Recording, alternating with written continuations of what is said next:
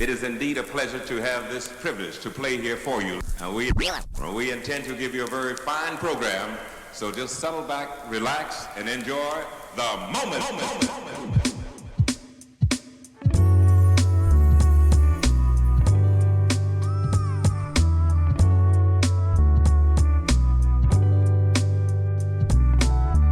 Charlie the Brit, good morning. Trying to be calm. I'm trying to be calm.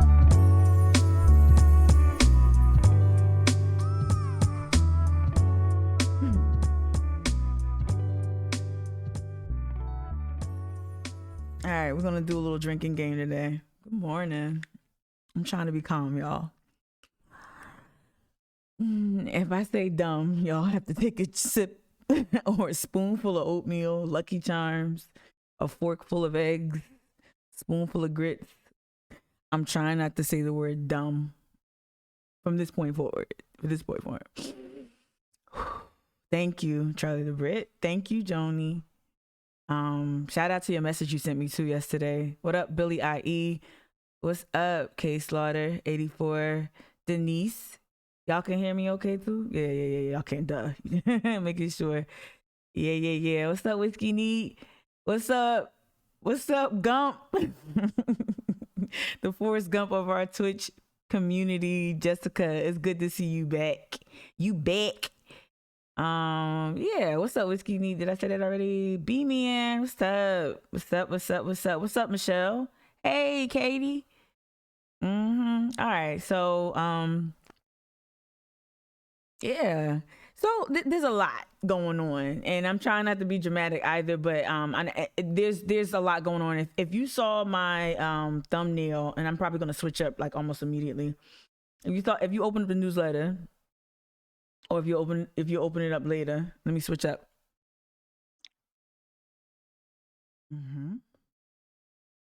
Oh, of course I heard about Michelle. You're not on Instagram. I made the reel yesterday. I posted a little. Yeah. I had fun with Babs yesterday. Oh yeah, bye Babs. But yeah, this morning, this is the thumbnail that will accompany today's live stream if you choose to watch it. If you're watching it later now, hello future watchers who are not watching it live.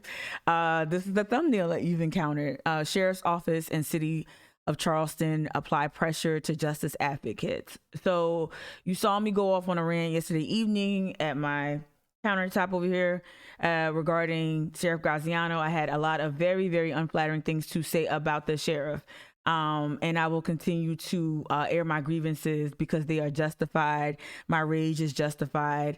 Rage in the hands of rage that belongs to Black people is justified. It's not irrational. We're not being paranoid in our assertions. Yeah, I want to also say shout out to Secret Squirrels who sent me some other information. Now, Sheriff Graziano, y'all heard me go off about last night. What you didn't hear me go off about were the other two people mentioned here on this thumbnail. Susanna Herdina and Will Bryant. Cannot find a picture of this dude for nothing. And I'm not Googling. I don't know Anna Marks. sorry to shout you out, but everybody knows your research game is legendary. Yeah, I initially wanted to make this a live stream about Tim Scott, Barbara Crosby, Trump going at Lindsey Graham. There was so much news this week regarding our local meaning, local and state lawmakers, Nancy Mace. There was so much going on, but of course, the bungling ass legacy of foul leadership from the sheriff's department here in Charleston County has just completely upended all of my original plans about that. I wanted to talk about civic engagement. I wanted to stress and emphasize the importance of registering to vote, making sure you have your voter registration status, is current, and you prepare for upcoming elections, which I will essentially, I just said it, so I will continue to emphasize that. But more importantly, when it comes to this thumbnail and what's mentioned, we're going to talk about surveillance. I was going to call this police surveillance. And that's what it is. But it's a little bit more than police surveillance. I saw Sandy Tecklenburg open up my newsletter. I gotta take her off my newsletter. Cause I mean, well, actually I leave her on there on purpose because it's not a big deal that she reads it. I hope she does tell John that good morning, Jim. I hope she does tell John what I'm talking about every day. But yeah, there's been a concerted effort by our not just the police department, but the prosecutors within the city government, prosecutors who enjoy extreme proximity to law enforcement. If you're a prosecutor, you are essentially law enforcement. And so that's why you see Will Bryant's silhouette there, or a silhouette standing in for Will Bryant's likeness, and also Susan Herdina, who also provides a very important function with the city.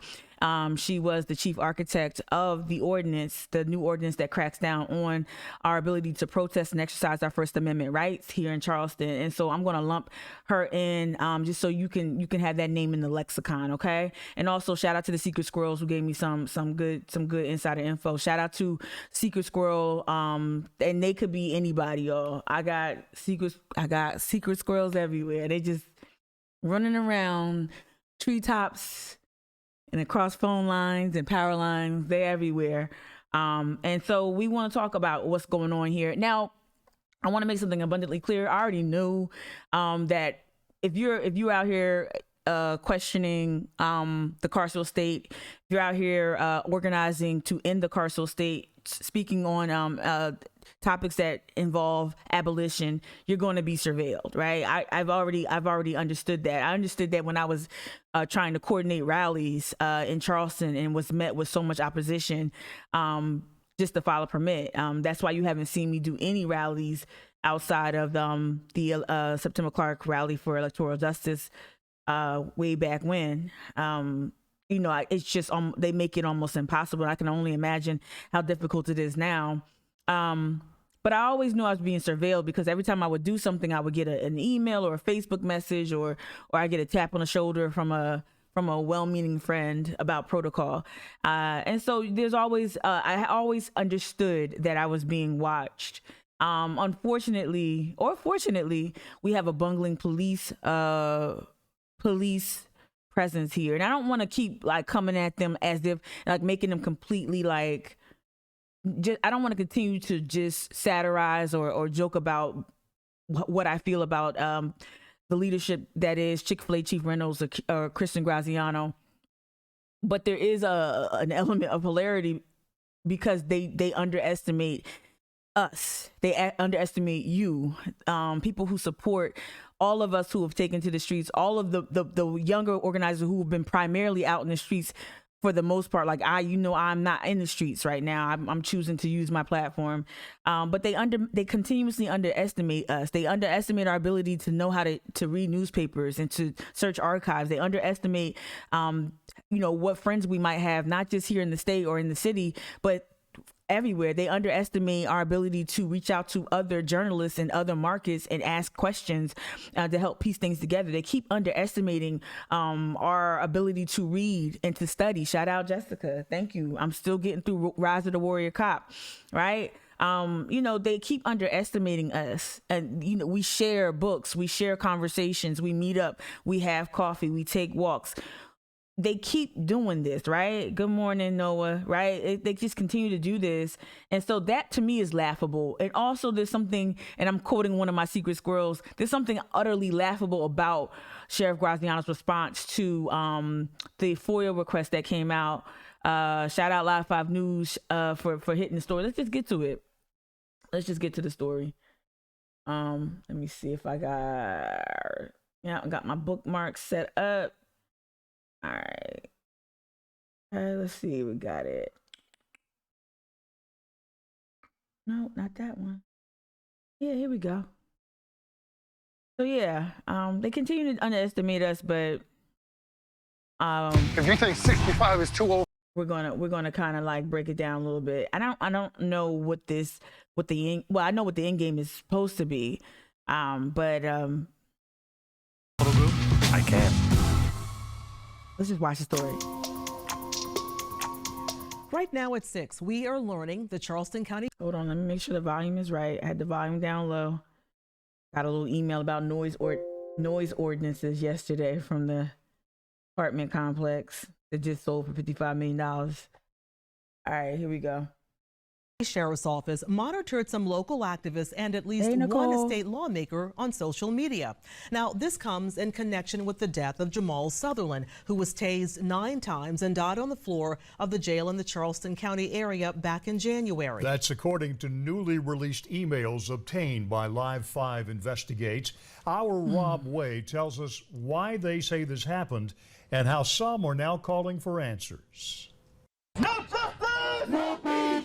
Before protesters took to the streets earlier this year, we're now learning several of them, along with a state lawmaker, were being watched online. This is crazy. It was pretty unfair to criminalize me for defending a victim of police violence. This email, which we obtained through a Freedom of Information request, shows an analyst with the Charleston County Sheriff's Okay, I'm gonna pause. Office sending command staff screenshots of a number of social. So I'm gonna pause it here. Y'all know that's me. That's my old Twitter handle, Negro Agitator. That's a nod to Harvey Gantt. That's how the city. That's how the Post and Courier. They filed away stories regarding Harvey Gantt under Negro agitation. They didn't even give Harvey. They didn't file him under Hero or Civil Rights or Justice. They had Harvey Gantt's archives filed under Negro agitation. So that was my nod to Harvey Gantt. But anyway, this is me right here, April. I can't make out the other posts, but assuming there are people who also are out in the activist community. I paused it here. Y'all can't see it. It looks like little ant footprints, but I'm pausing it here so I can take a closer look on this larger screen.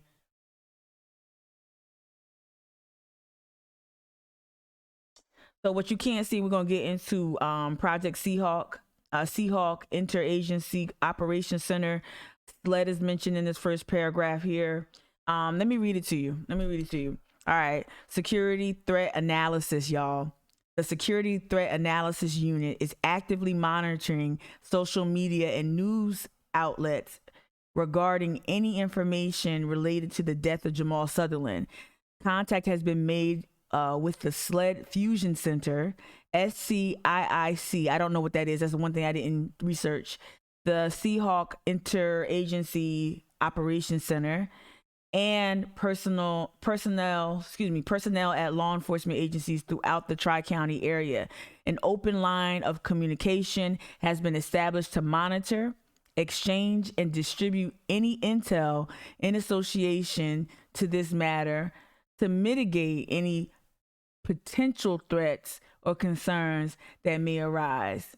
Pertinent information will be pushed out immediately and daily updates will be provided via email.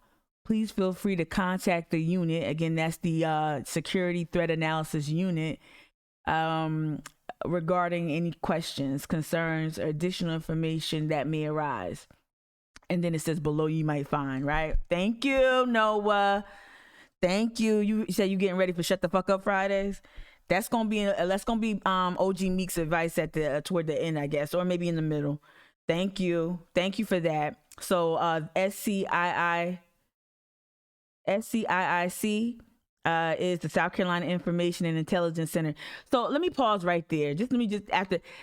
So as I think it was El Cool J last night pointed out, the county local law enforcement is spending taxpayer dollars on surveilling protesters of police violence.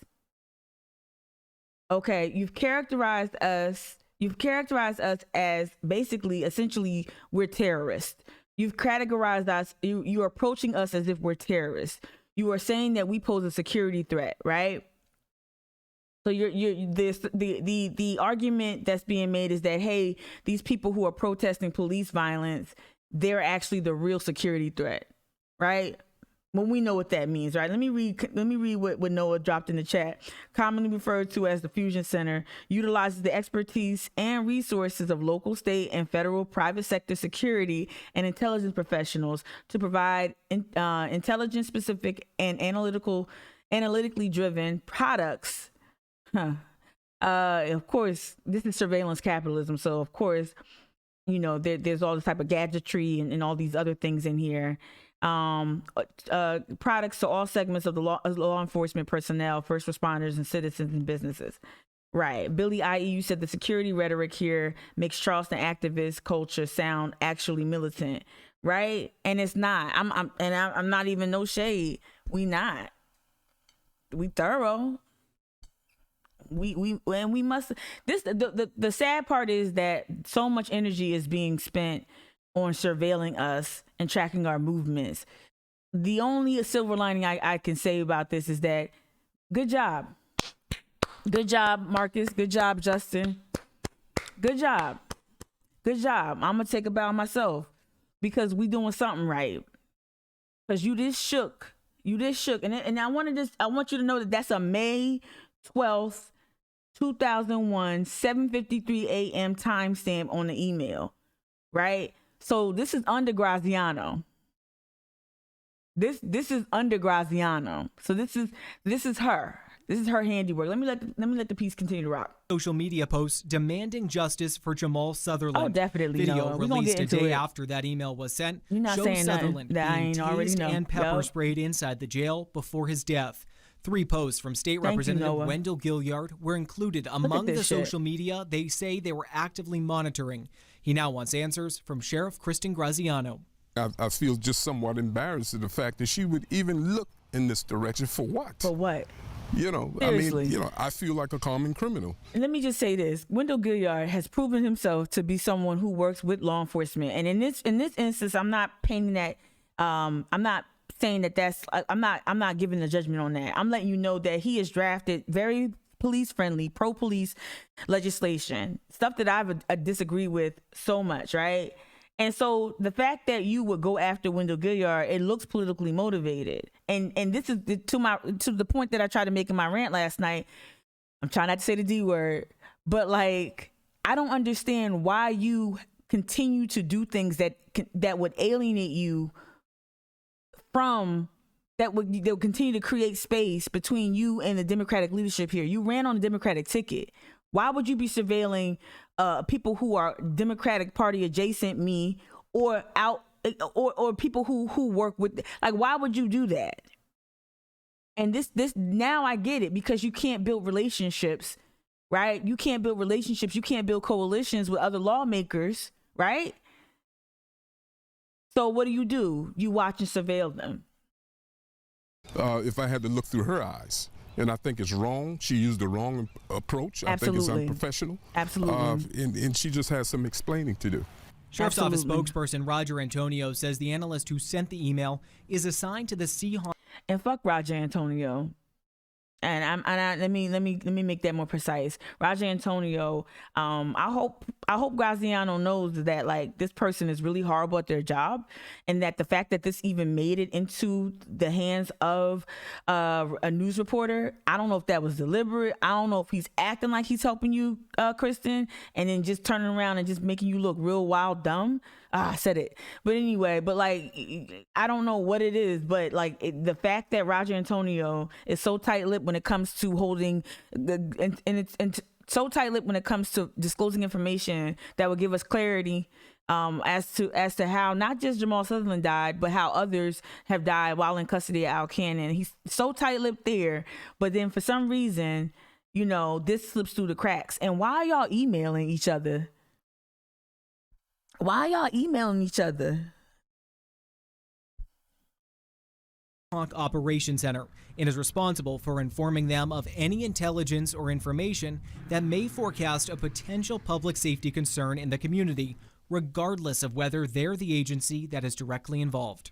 It's just appalling that she would use this type of tactics to come after the wrong people. Absolutely. Where it is blatant, the people that she should be putting emphasis on. As a threat to the community or whatever. She should be putting that on her officers. She needs to look in-house. I would hope the sheriff would realize that the activists in the community just want justice. We don't want to be victim of these types of surveillance activities We don't. I also want to just call out right now, for those who don't know, Quadro Campbell, that's the OG lawmaker here in Charleston when I was back in high school and whatnot, has since moved, still active here, still rooted here, but has since moved to another location. Quadro was one of the first, if not the first activist voices to call the Jamal Sutherland case to my attention. I learned about the Jamal Sutherland case from Quadro's posting. It's his posting that that helped to shed a light on this murder. And like I said last night when I was really heated during my rant, you had so much time, Graziano, get out ahead of this. You had so much time to win the press conference, to at least make it look like you're actually working toward being transparent and getting to the bottom of what happened to Jamal Sutherland. Mind you, this happened with cops that your predecessor hired, Kristen. So why didn't you take that opportunity instead of signing NDAs with shady ass Mark Pepper, right? And working out little deals that ended up with you thrown under the bus, working out little deals with Scarlett Wilson and the coroner. Instead of doing stuff like that, why didn't you get out in front of this and have your own people rely on your own coalition of folks? And why didn't you reach out to Quadro? Why didn't you reach out to Quadro and ask and tell him, look, this is what I need you to do. Be a conduit between myself and the family. I would argue if she would have fortified her relationships with activists, not me, because I can't do it. No, I will not ever do it again.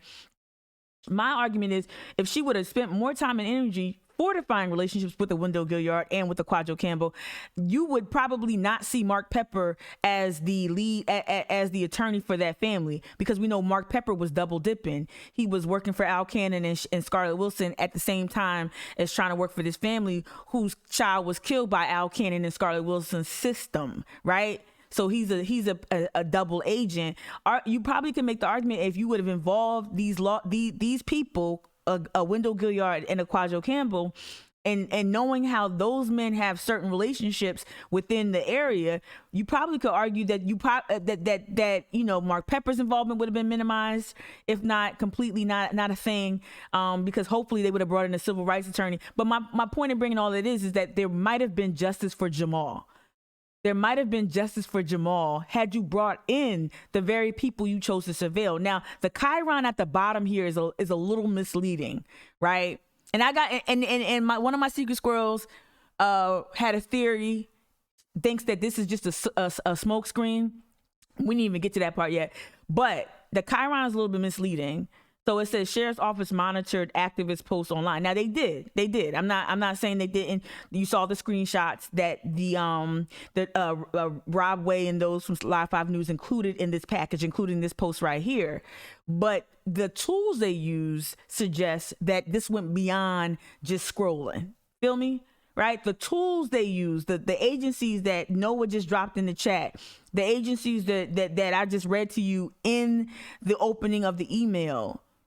You could argue that given those tools and resources and sharing information with SLED, this was not just about scrolling with your thumb, when you bored in the office and then screenshotting shit and forwarding it to. You don't use Project Seahawk. You don't use Project Seahawk just to look at Instagram posts. Let me let it finish. Going to be labeled a security threat to our community, because we speak out and we defend people that have been victims of violence from law enforcement. Sheriff Graziano declined an interview today, referring questions instead to the Seahawk Interagency Operations. So she declined. Let me rewind that a little bit back. Enforcement. Sheriff Graziano declined an interview today, referring questions instead to the Seahawk Interagency Operations Center. So she declined to provide comment because she's horrible at her job. She's horrible at her job. She needs to actually she needs to woman up. She needs to, get it together, right? Take your medicine, right?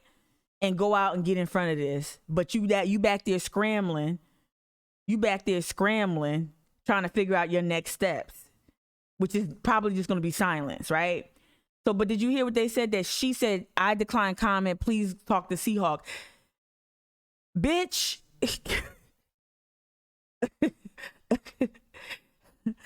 My secret squirrel said that key part was laughable. Now, they think that was laughable in part because they think that Seahawk was a deflection, right? As per the secret source.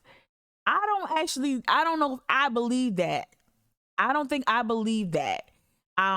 Because the email suggests that there was communication and that SLED, the SCIIC, and so on and so forth were brought in. So the fact that it's mentioned in the email explicitly, to me, connotes that that actually Seahawk is a part of this. Now, you were like, what the fuck is Seahawk? They have not gotten back to us. In Charleston County, Rob Way, Live 5 News. Shout out Rob Way, and shout out Jared Kofsky, Jersey Roots there, I believe.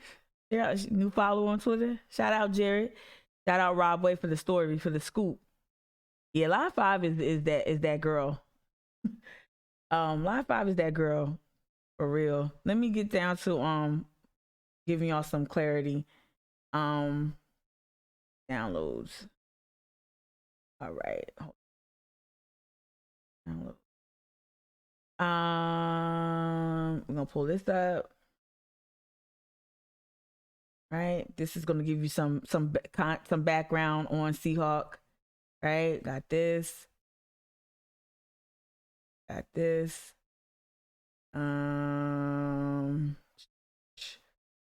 that out. And then we're gonna go to our. How we doing? Everything coming in good? Any disruptions? I'm anticipating some disruptions in transmission. I hope not. Here we go. And I got you in the chat. I just can't. I get distracted. Okay. I'm going to close out that Live 5 story. And I think we're going to get to that. Where'd it go? Hold on.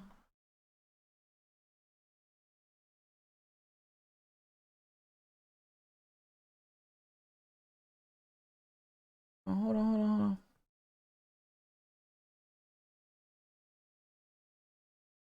Here we go. Project Seahawk. Y'all see the top? Homeland Security.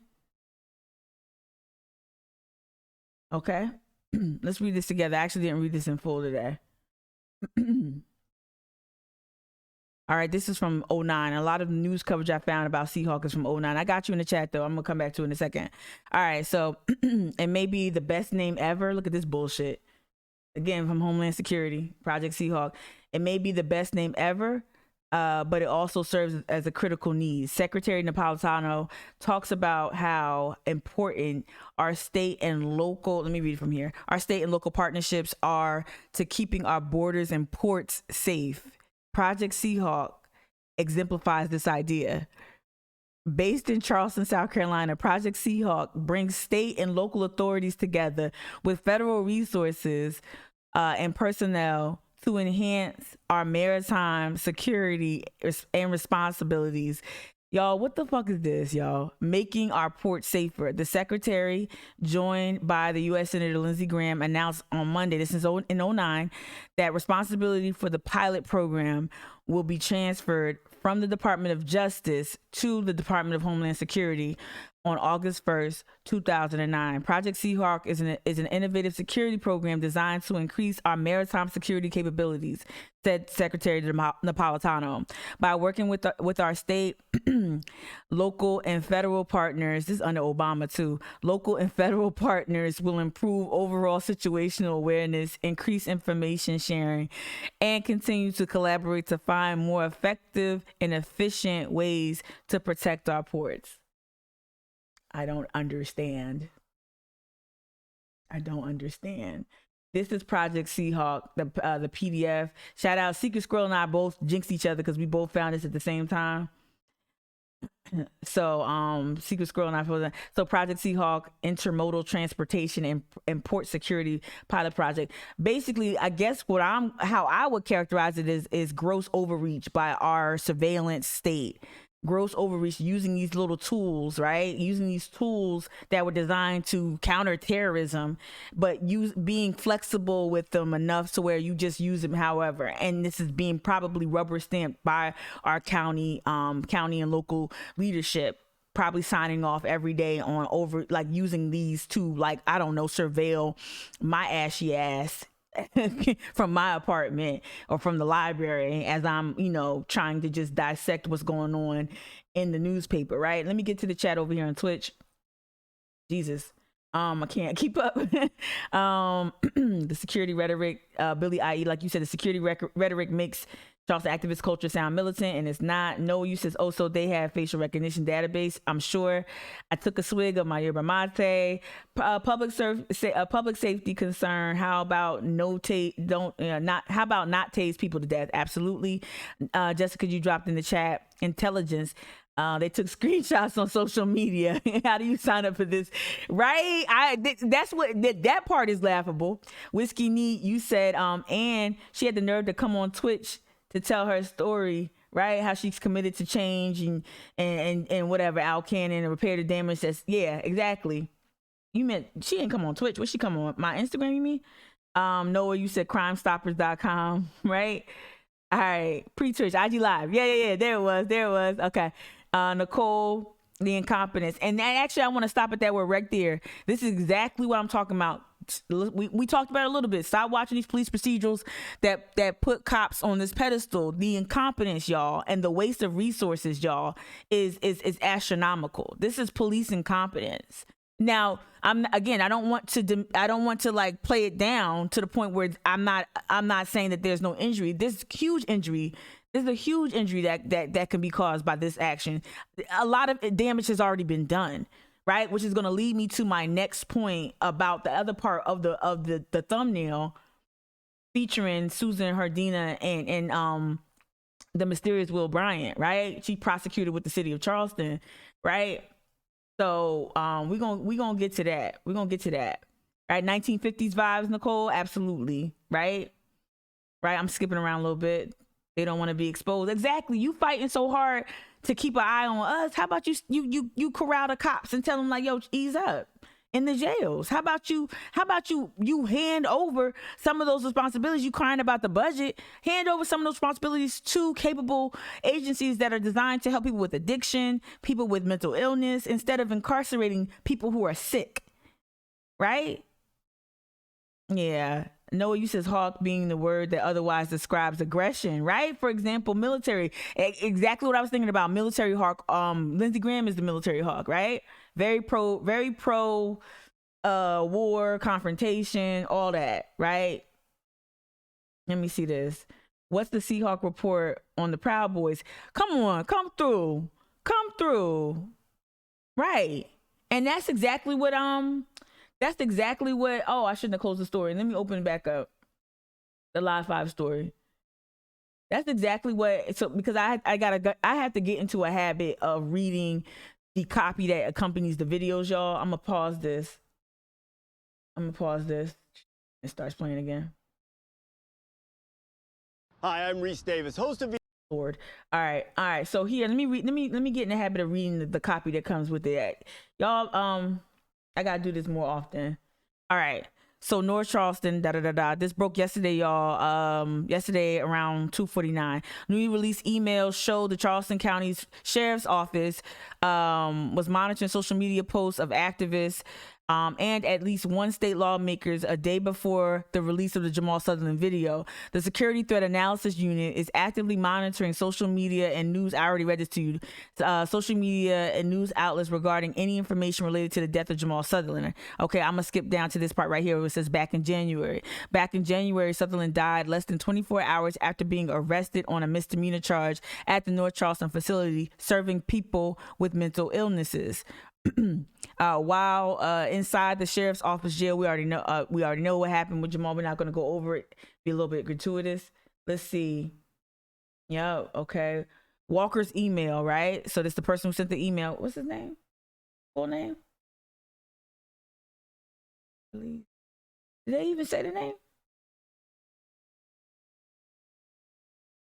Walker's email, which was released by Charleston County in response to the Freedom of Information Act request, includes multiple screenshots of social media posts from State Representative Wendell Gilliard and community activists such as Quadro Campbell and Justin Hunt. No shade. I'm not clamoring to be included in shit, but chill with like just men. Like, come on, Rob Way, not Riley Bean. Come on, Rob Way. Come on. I'll keep erasing my shit though. Like you literally use my outlet. You literally use my shit. But it's something about the messianic male leader that this, like, every news cycle and everybody just focus on, as if my neck ain't out here getting chopped too. All right. And that's important because, okay, so that's important because if you only paint the picture that this is just like a, that only male leaders, like it's important. It's not just them. We've got other people out here working, not just me either. There are other people, other women out here doing this work, leading these coalitions, literally leading these coalitions and teaching people how to organize better. So there's not just these men here who are at risk. I don't know why they didn't include that. The social media posts by all of those included asked for the body cam footage footage showing Sutherland inside the jail to be released. They went on to say this: it feels like I've been invaded somewhat. That's what Representative Gilliard said on Thursday. I feel like I've been invaded. Okay. Adding that Sheriff Graziano has some explaining to do. It was pretty unfair to criminalize me for defending a victim of police violence. We heard Quadro say that on film. Let me see. The sheriff's office declined request for an interview. Interagency operations. The Seahawk Interagency Operations Center, which is not yet responded. Seahawk is run by the Coast Guard, according to the Joint Base of Charleston representative. Our analyst assigned let me just do this. Our analyst assigned to Seahawk Operations Center is responsible for informing us of any intelligence information that may forecast a potential public safety concern in our community. Y'all, it's the Coast Guard. How about you keep that coke that Mark Pepper sniffing? How about you keep that coke out of the city? How about that, Coast Guard? How about you do that? All right, regardless of whether we are the agency that is directly involved. That's what, okay, let me read it again because I said it wrong. Our analyst assigned to Seahawk Operations Center is responsible for informing us of any intelligence or information that may forecast a potential public safety concern in our community, regardless of whether we are the agency that is directly involved. That's Sheriff's Office spokesperson Roger Antonio wrote in an email. That has always been their role. Come on now. I think that when we put these roles of leadership,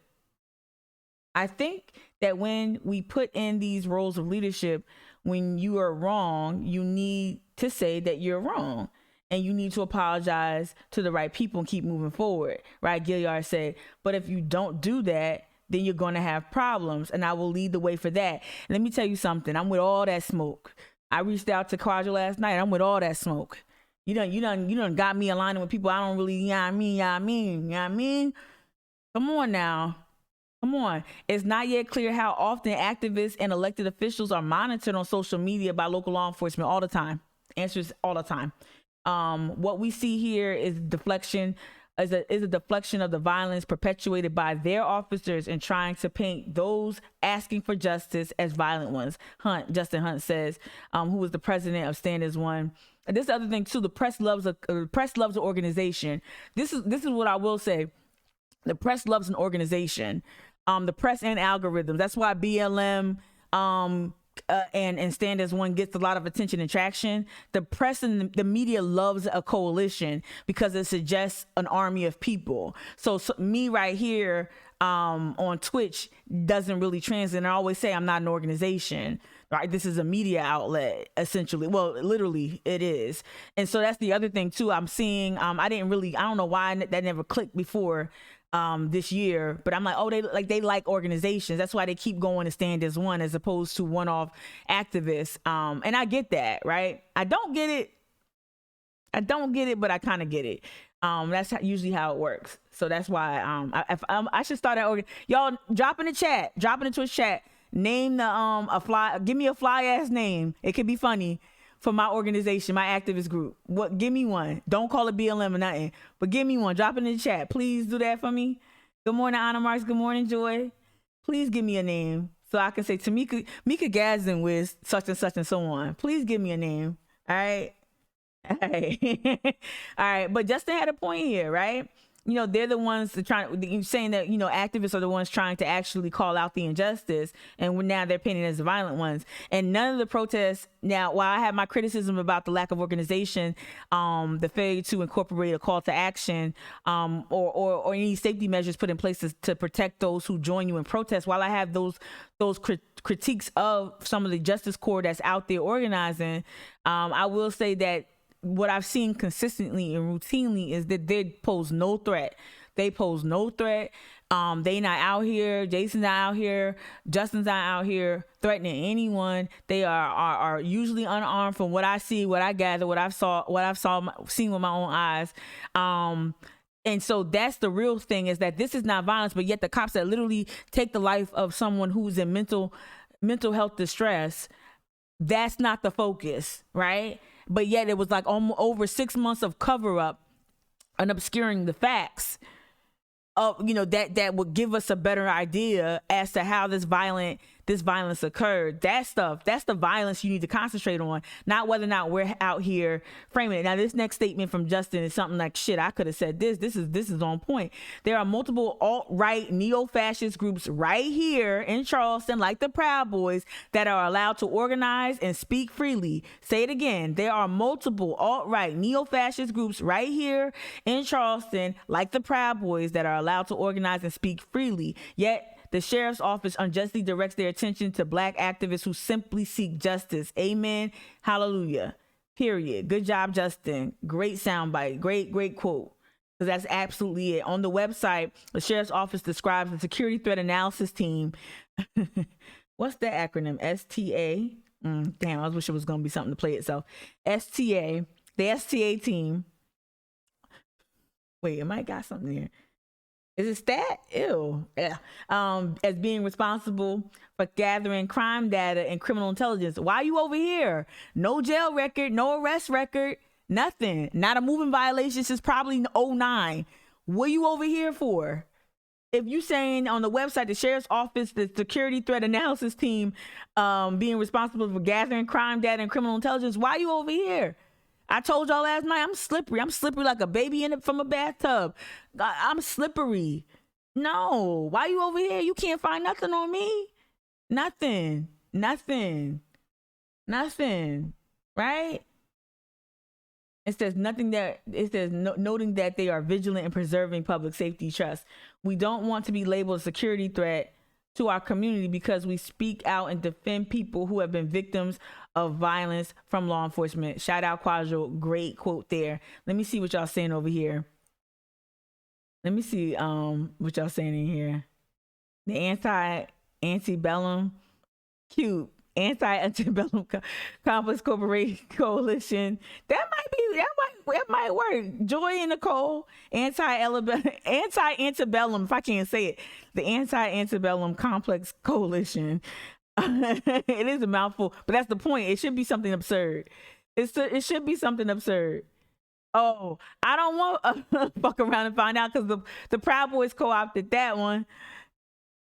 Yeah, but wouldn't it be great if a news reporter had to say, mikagadsden with the fuck around and find out coalition had this to say.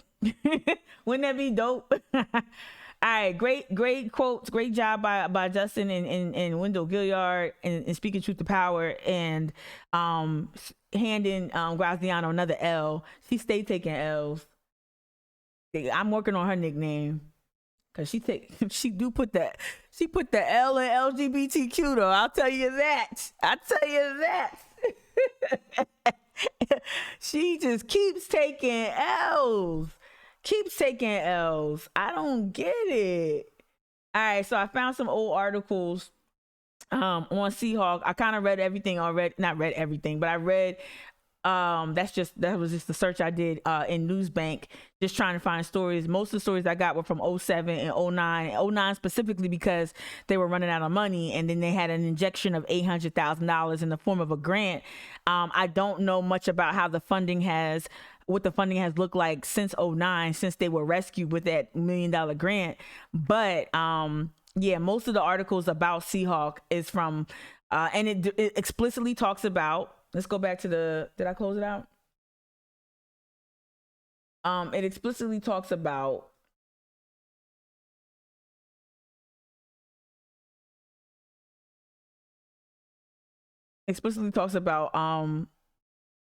how this is like for the ports, right? And it started, okay, this is the other key part. This started after 9/11. What's up, B-Man? CPD, Charleston Progressive Business Network. Progressive business? No, I'm not business. No. Building power. You stay trying to get me to be like a business. Taking receipts from businesses in town. You so shit. Oh, I got you. As the alternative to CBB.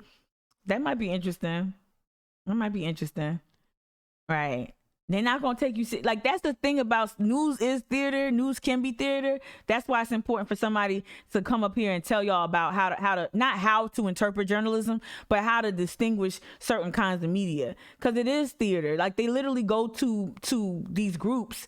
And and that's the thing. I didn't name my page, right? I didn't come up with Charleston Activist Network. Shout out to the homie Courtney Belgium.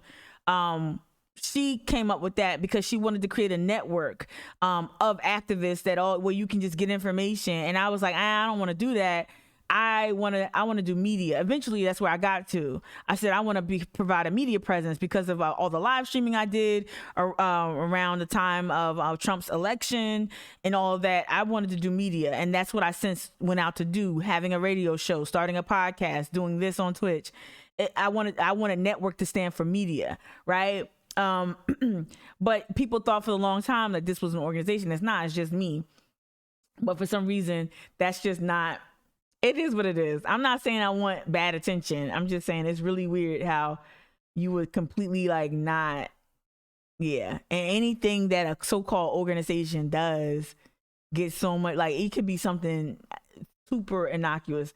All right. But yeah, the Seahawk is largely connected to harbor operations. It says it right here explicitly. Harbor operations, right? Intermodal transportation, port security. So again, this is overreach, and we're gonna get into police surveillance. Let's get into it now. Let me see where I want to start. I might want to start with an older clip. Let's start with this old NewsHour clip. And we're gonna get into surveillance capitalism. What was your emergency? I like to report a robbery. This may look like a typical satellite map, but you're actually watching a crime unfold. Yeah, snatched my mom's chain away from her and just ran off. A robbery on a residential street in Compton, California. On the left, a man is about to steal a necklace from a woman on the sidewalk. What? Yeah, I remember this call. It was basically our typical middle-aged woman walking down the street with a friend of hers having a conversation. A young male approaches her, reaches out, grabs her chain off of her neck, runs down the street, and disappears. Doug Ikutani is a sergeant with the LA County Sheriff's Department. In traditional policing, we won't be able to solve these types of crimes. 99% of the time, we're not going to find anybody. But the Sheriff's Department wasn't just relying on traditional policing. For almost 2 weeks in 2012, it watched Compton from the sky, testing a new technology called wide area surveillance, unbeknownst to residents on the ground. This system was kind of kept confidential from everybody in the public.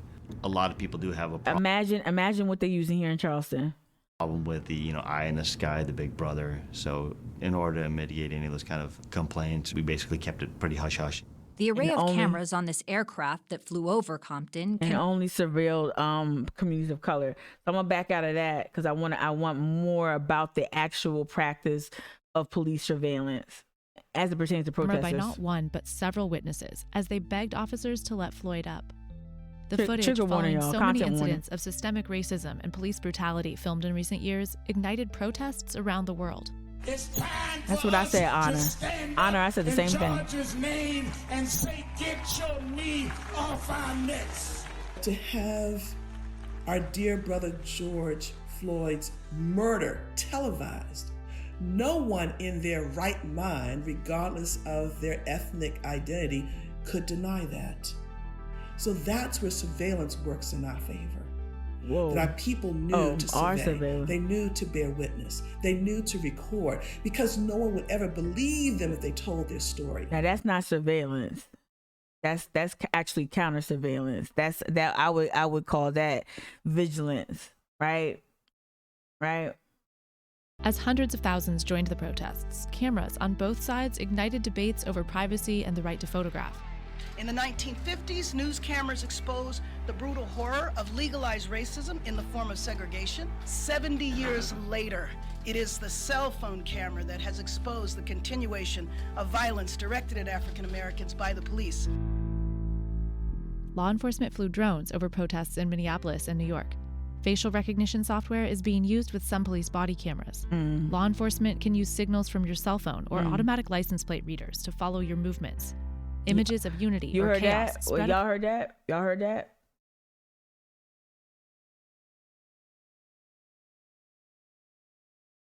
Recognition software is being used with some police body cameras. Law enforcement can use signals from your cell phone or automatic license plate readers to follow your automatic license plate readers.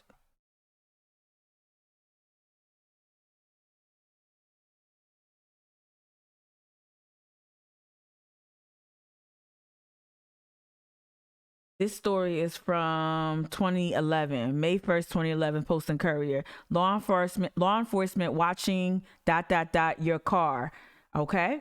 If you drive a vehicle around these parts, a photograph of your license plate in the back of your vehicle may well be among the whopping 11 million images in the database available to local law enforcement agencies. In January, when authorities were looking for murder suspects who drove a white van, they gave reporters a photograph of the van and its license plate. The photograph had been taken in May 2010, more than 7 months before the murder. More recently, on April 20th, a North Charleston police officer patrolling in a squad car equipped with a mobile license plate camera was alerted to a stolen van that had just passed on Sproul Avenue. He turned around and found the van. A foot chase that arrested two people. The massive database. I want to get to the database. The massive database and technology behind it was incubated by Project Seahawk, a counterterrorism task force formed in 2003, in which federal, state, and local agencies investigated and responded to threats involving the port of Charleston. Now, you just said a car, right? A North Charleston, driving in North Charleston. That's not the port. Is that the port of Charleston? Is that the port? Is that? In May of 2007, in May 2007, Seahawk, with assistance from the South Carolina Research Authority, I don't even know what that is, began setting up an automated license plate recognition or ALPR program. There were two fixed cameras, one in North Charleston and another in Charleston. There are also several federal grants made to local and state agencies to install mobile cameras in vehicles. There were more than 650,000 images in the ALPR database by the fall of 2009, according to a report posted on a camera manufacturer's website. Remember, like the Bolo things, that Bolo, this industry that sells all these toys and gadgets. So this industry is robust, and they're coming to places where recent extrajudicial killings have happened, and they're coming to like, hey, you can use our stuff. And then they in turn go and advertise on their website which law enforcement departments have purchased their equipment, right? All right, so that was advertised in the camera manufacturer's website. By the end of March, that number had grown to more than 11 million, said Reggie Lloyd, director of the SLED, which currently maintains the database. So now we know that it was ALPR database. Now SLED has it, right? That's extra problematic. All right, yeah.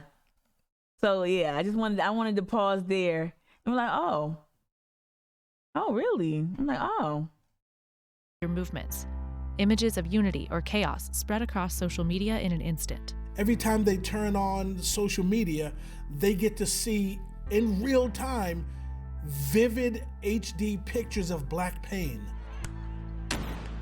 Get to the surveillance. In the age of surveillance, we wanted to find out how police are tracking protests. how the data is used, Thank you, Anna Marks. and how cameras on every officer and in every pocket have fundamentally changed the way. Let me tell you something about what Anna Marks just dropped in the chat. Shout out to all the haters watching too. But to those who are invested in keeping, invested in limiting police power, and making sure that the community and community leaders and stewards of health receive just a fraction of the resources that police are gifted by our city council and other mechanisms. I want you to understand the importance of board construction. That's something that Anna Marks we haven't talked about explicitly, but it's something that I'm passionate about. And so when Anna Marks just dropped in to the chat, that's the real leadership. That's what you need to focus on, right? A real treasure, Joy, right? And so I'm going to let me see. Protest. I'm gonna exit out real quick. Let me do this. Boom. And just popped up on the same window. Okay, so this is the South Carolina Research Authority Board of Trustees. Are all of them white? Let's see. Not a single mocha or chocolate chip. I don't know any of these people. This name came up a bunch of times. Oh, this is a senator. Okay. The Honorable Jason Elliott. So this is law enforcement and legal minds.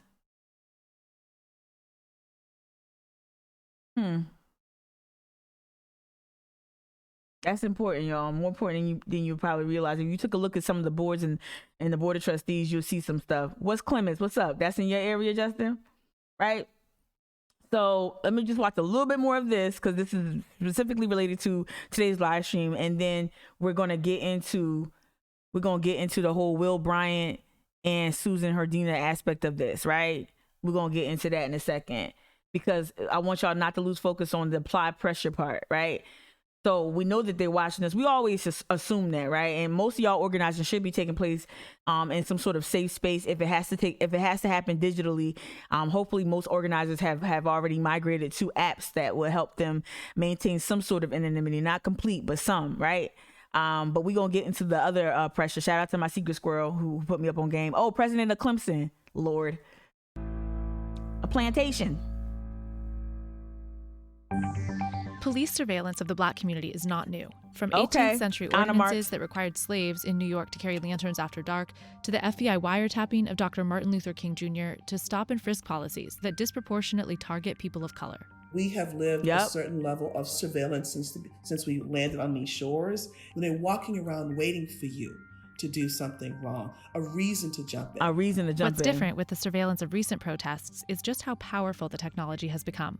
The mentality is often, let's put the technology out there, let's use the surveillance, and then we'll deal with the problems after the fact. Right. And so often the problems after the fact have been substantial, and they've been problems that have been borne disproportionately by communities of color. I hate to keep stopping and rewinding, but that headline was amazing. She knocked it out the park. Ooh.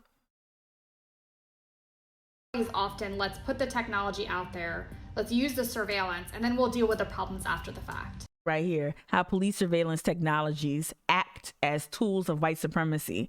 How police surveillance technologies act as tools of white supremacy. That was written by Constantine Gudaris. And so often the problems after the fact have been substantial, and they how racist policing took over in American cities. Shout out Mayor Bloomberg. Explained by a historian. There have been problems that have been borne disproportionately by communities of color. That's Vox. Surveillance of these protests has involved multiple federal agencies using groundbreaking tech from private vendors. You see vendors bragging that they can identify hundreds of people from a single photograph, right? Or identify people as they walk by a camera. There's also things like drone technology and the integration of drone technology with face recognition. Yes. 4 days after George Floyd was killed in Minneapolis, Customs and Border Protection flew an unarmed Predator drone over protesters there. What? DEA, CBP, and ICE do not have a role in this, and they should not be using their surveillance technologies and militarized equipment. Did you hear that? Y'all? Did you hear that? People from a single photograph. Listen. Right? Or identify people as they walk by a camera. I got you in the chat. There's also things like drone technology and the integration of drone technology with face recognition. 4 days after George Floyd was killed in Minneapolis, Customs and Border Protection flew an unarmed Predator drone. So this is why when we talk about 9/11 in Black, and this is why I tell y'all to watch that Frontline special, or at least watch the last episode of the Turning Point the 5-part docuseries on Netflix, because what started with 9/11 just gave the government license to use all these toys. So you just saw Homeland Security. We're talking about Project Seahawk. You're supposed to be controlling the ports. You're supposed to be working with the damn Coast Guard. You over here flying a drone or using whatever technology to monitor Justin Hunt, to monitor to Pastor Dixon, to monitor Wendell Gilliard. You over here using this, and so it's such a broad overreach. Let me hop into the chat here on Twitch. Meg, you said let's not even start on the secret partnerships police departments are forming with Ring. Right, Ring doorbell. Absolutely. Case Slaughter 84. This whole thing feels very similar to the same thing they're doing with the water protectors up in Minnesota. Come on. They gang. I just interviewed a bunch of people from that area with that issue, right? They're labeling them as terrorists because they're protesting the pipelines. Like they're protesting in the Line 3 and all those different things. All right. Painting them as threats and infrastructure. And I want you to understand this is bipartisan. A lot of the stuff we went over happened under Obama, right? And was also happened. Some stuff happened. Well, we're talking about this technology and whatnot. A lot of this happened. This is not a Republican thing. This is Trump and Sessions. Nope. Crime bill started off some shit, and then here we go 9/11, and then you got even more reason to criminalize Black and brown people and surveil them, especially when they're taken to the streets and rallying for justice and they're rallying for an end of extrajudicial killings of Black and brown people at the hands of the police, right? All right. You're right, though. Shout out Case Slaughter 84 for that. Hey, good morning, D. D, I got you. We'll see each other soon. I bet they were pissed when folks had to start wearing masks. That was an issue. That was an issue. Yes, when the mask was a gift to the protester, but they in our eyeballs and some Minority Report stuff too. But you're right, that helped a little bit. Nicole, you said they found that Seattle protester that had busted up a cop car from an Etsy purchase since they couldn't see her whole face. See, facial recognition, right? That's crazy. Justin, you said all this while propagandizing to create a culture of hero worship. Again, shout out Jessica for sending me the book. Please make sure you pick up this Rise of the Warrior Cop. Please make sure you read the reporting on our SLED department, on our law enforcement, written by Radley Balco, the author of this book, who's also a reporter, an opinion reporter with the Washington Post. Rise of the Warrior Cop. And try to get the new edited version. Get the edited version, because he said some stuff in the beginning. This is not that, but like he said some stuff in the beginning that I think there's an edited one, or like there's one on Audible that you can listen to that has some extra stuff. But anyway, this is Rise of the Warrior Cop, right? The Militarization of America's Police Forces by Radley Balco, right? All right. Thank you, Justin, right? Yeah. Let me keep going. Y'all are awesome in the chat. Over protesters there. DEA, CBP, and ICE do not have a role in this, and they should not be using their surveillance technologities and militarized equipment not at all to combat protesters. Homeland Security. Presence of these this officers is egregious, y'all. Something that not only and what you're seeing coming at them is what they're throwing at protesters. So protesters are throwing them back.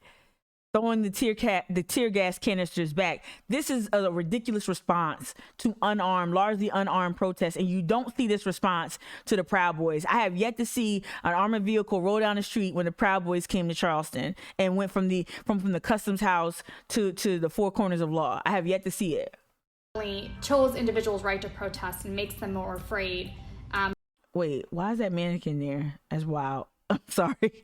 But it's just not contributing to an overall feel of safety in the community. In an email, CBP told CNBC that it has resources deployed in several states at the request of law enforcement in order to protect our communities and ensure that the rights of Americans to peacefully protest are protected. The drone was deployed to feed live video to law enforcement on the ground. Anyway, so we're going to hop out of that in the interest of time. I want to stay focused. This was an awesome clip, even though CNBC at least it got into one thing about people, whether it's mainstream corporatized media or not, people care about their privacy. Even though we sign away our rights with all these agreements on our phones and all these apps and all the things, the technology, basically everything in here is a computer. My TV's a computer. Everything, we sign away a lot of our rights, but people still want to find ways to where they can protect themselves, right? And I do have, shout out to the homie, I do have at least my homie made this document. You can call this a zine. You can call this a zine. Let me hit present mode, right? Because this is where I really want, this is a Shut the Fuck Up Friday, right? So part of it is, so shout out to Amron, my girl, right? So she created this zine, Countering Surveillance, Subversive Terrains, and Uncanny Futures by Amron Lee, Abolitionist Approaches to Social Planning. And she wrote this in the spring of 2021, right? And so, let me see. So basically she puts together these resources and takes these quotes to talk about police surveillance and how you can combat, everyday surveillance. This is how she put it. Disclaimer. She's cute with her disclaimer. This zine is a patchwork of artists, scholars. She's trying to tell you she's not plagiarizing. This zine is a patchwork of artists, scholars, friends, and activists whose work addresses the themes of surveillance and counter-surveillance outlined below. So she has the color-coded parts. Part 1, everyday surveillance, surveillance state of policing, and also afterlives, slavery, in the hold. She got that from a book that we're both reading together. Slavery in the hold. Think about the hold of a ship. Okay. Part 2, abolitionist alternatives, dark sue surveillance, and the she's so thoughtful. The undercommons and fugitivity. Remember, like I talked about black fugitivity a lot. You could tell I'm talking to people where we're kind of exploring these things. You're probably like, what the fuck are you talking about? It's part 3, counter surveillance and practice. And then there's a quote. All right. So let me skip to this. Some other things. Surveillance of the police state. Jackie Wang, prison abolitionist and scholar, illuminates the shift in carceral geographies from prisons to communities of color. Let's say that again, y'all. We in jail when we not in jail. You get what I'm saying? Jackie Wang, prison abolitionist and scholar, illuminates the shift in carceral geographies from prisons to communities of color, particularly those in primarily segregated public housing developments. Hello, Gathering Center, that's in Back to Green, which is nothing but a police station with bean bags and juice boxes, right? Right, particularly those primarily segregated public housing developments where racialized individuals are subjected to prison-like conditions as their housing becomes destabilized through mechanisms of surveillance, gentrification, and displacement. Wang discusses the phenomenon in her recent book. Y'all go get this. I read a little bit of it when I was in Brooklyn with the homies. Carceral Capitalism. It was published in 2018. Now, here's a quote, and I'm going to transition out of this document, right? It's important to note that the decrease in the total number of people incarcerated does not necessarily mean that our society on the whole is becoming a less carceral one. It is possible that as technologies of control are perfected, carcerality, I can't say it, will bleed into society. In this case, the distinction between inside and outside of prison will become blurrier. Whether it is as covert as municipal financial structure, Anna Marks, whether it is as covert as municipal financial structure that authorizes plunder, or an algorithm, that generates hotspots on a map. Invisible forms of power are circulating all around us, circumscribing and sorting us into invisible cells that confine us. Let me say that again. Okay? Invisible forms of power are circulating all around us, circumscribing and sorting us into invisible cells that confine us, sometimes without our knowing. The invisible cell removed from traditional physical constraints, right? Right? You get it? It's deep as fuck.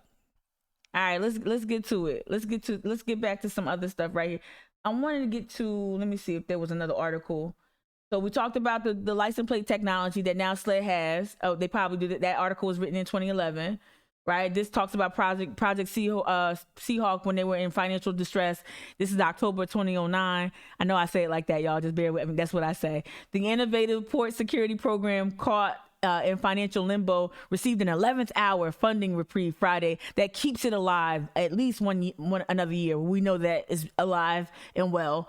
10 years later, Seahawk is still, 12 years as of this piece, still here, right? They got an infusion of $800,000 grant money. You can see Lindsey Graham, of course, a huge proponent of this, Department of Homeland Security. So that's under Obama, right? This is not partisan.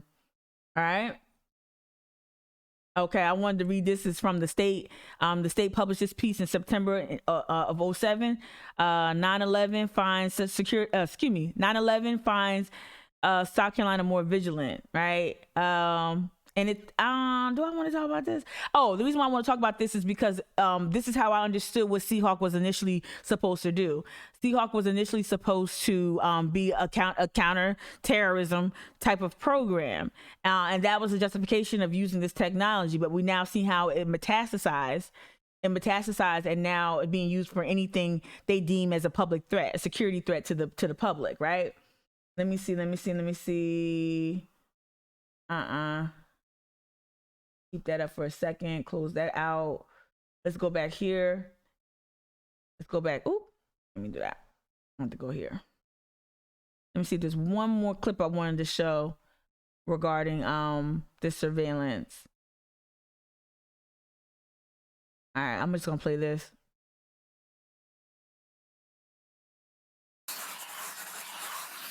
NSA bulk data collection might be changing, but there's one area of surveillance that has gone largely unchallenged: police surveillance. Cops around the country not only have access to military-style weaponry, but increasingly military technology when it comes to monitoring and tracking people.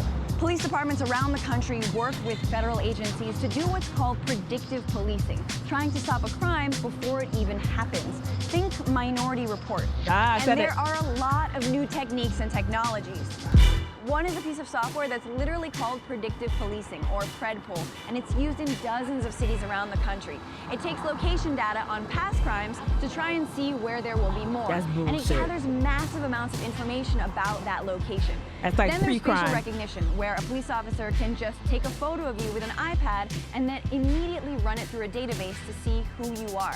So when we were out protesting the Jamal Sutherland killing at the hands of Charleston County sheriffs, one thing that happened to us, so I was part of the protest cluster that was at the corner of Folly Road and Maybank Highway, so right there with the Harris Teeter and that bank on the corner. And one thing I observed was that when the police came and kept circling us, you know how that's that light right there, like before you turn left toward the drawbridge, or before you go, that light right there, before you either turn left at the drawbridge or go straight toward like McLeod Plantation. At that light, police were not stopping at the light, even though they were the first car in that lane or in the front. They wouldn't stop at the light. They stopped back to where closer to where we were as organizers. And what I suspect was being done was that they were capturing images of us protesting, because why would you be that far back from the actual, like, the line, the stop sign, the stop light? You went like 1.5 car lengths, before that, and stopped there. And they had that little laptop thing up in the front. So I can only imagine what type of gadgetry was in there, just surveilling us as protesters, right? I'm gonna bounce out of this real quick, and I want to, how I'm gonna do this. I want to get to this part, the pressure part. I might have to switch up my screen real quick, because I don't know what. Let me see.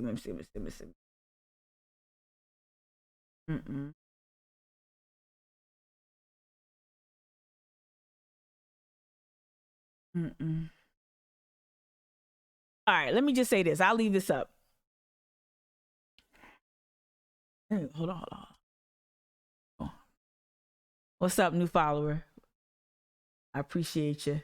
Hold on. Let me not forget. I don't always download. What I do is that's right.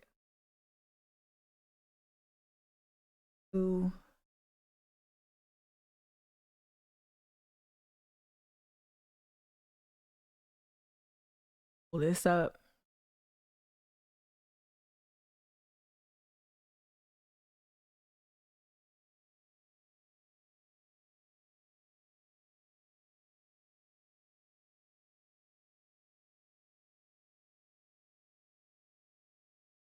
Okay, I'm gonna play this story. This is trigger warning, Dylan Roof content. This is the old story from. If you think retirement means I can't keep building for the future, let's retire that. The old story from 2015, right around the time of the Dylan Roof shooting. I'm thinking too. Can I help people retire when and how they want with Capital Group?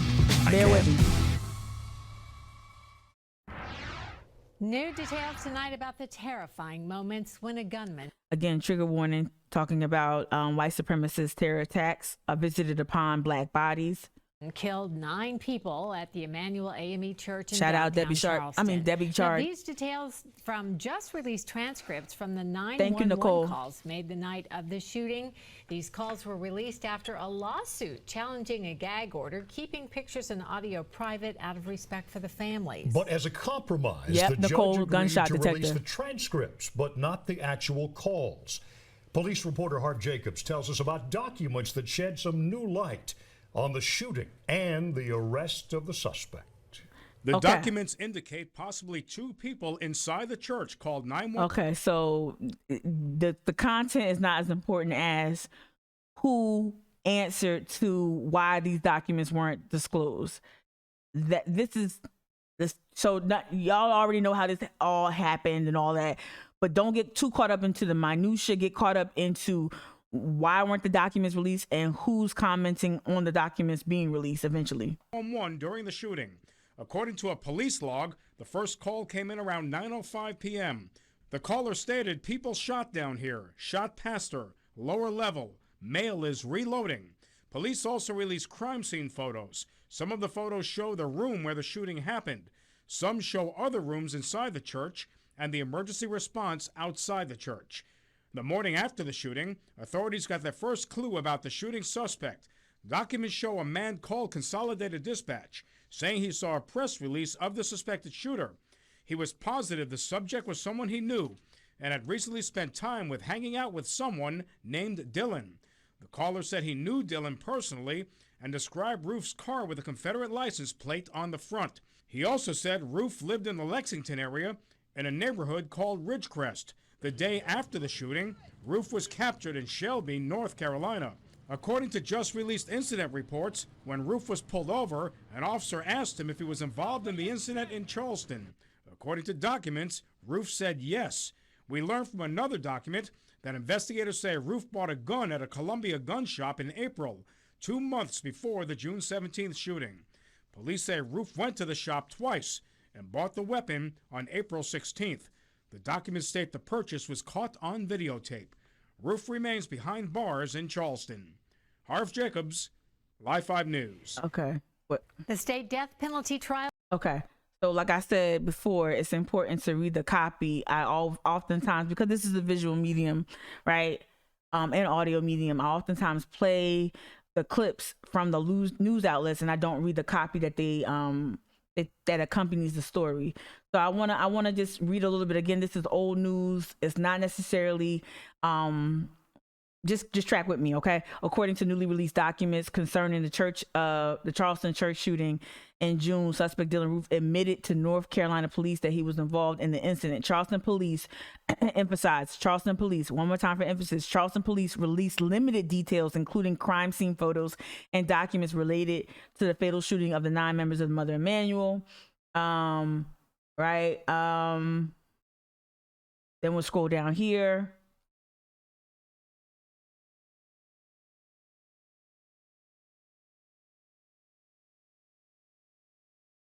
Bear with me.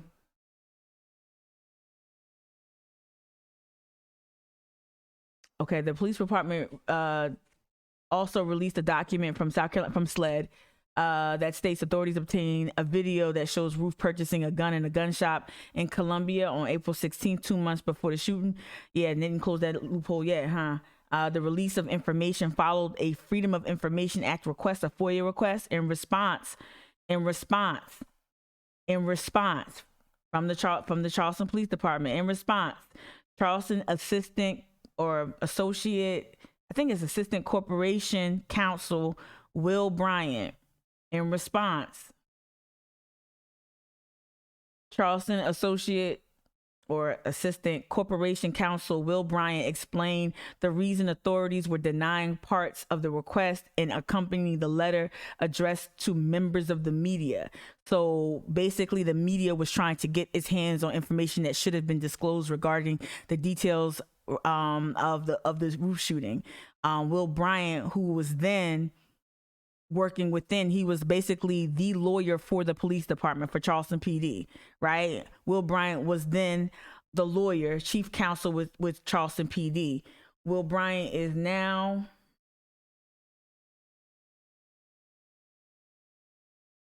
hold up.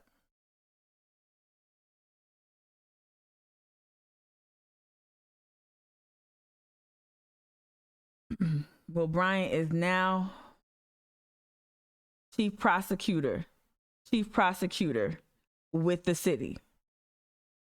If you can find a picture of this dude, if you can find any news on this dude, hit me up.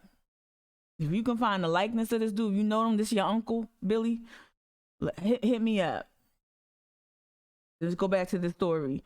So the release of information followed a FOIA request. So they had to pull this out of the police department. In response, Charleston Assistant Corporation Counsel Will Bryant explained the reason authorities were denying parts of the request in an accompanying letter addressed to the members of the media. While the public and the media have a legitimate interest in aspects of the case, those interests are not served by the release of the gory, disturbing videos and photographs. Now, they're using bullshit arguments to not disclose the information. The news outlets, certain newsrooms would have made certain whatever.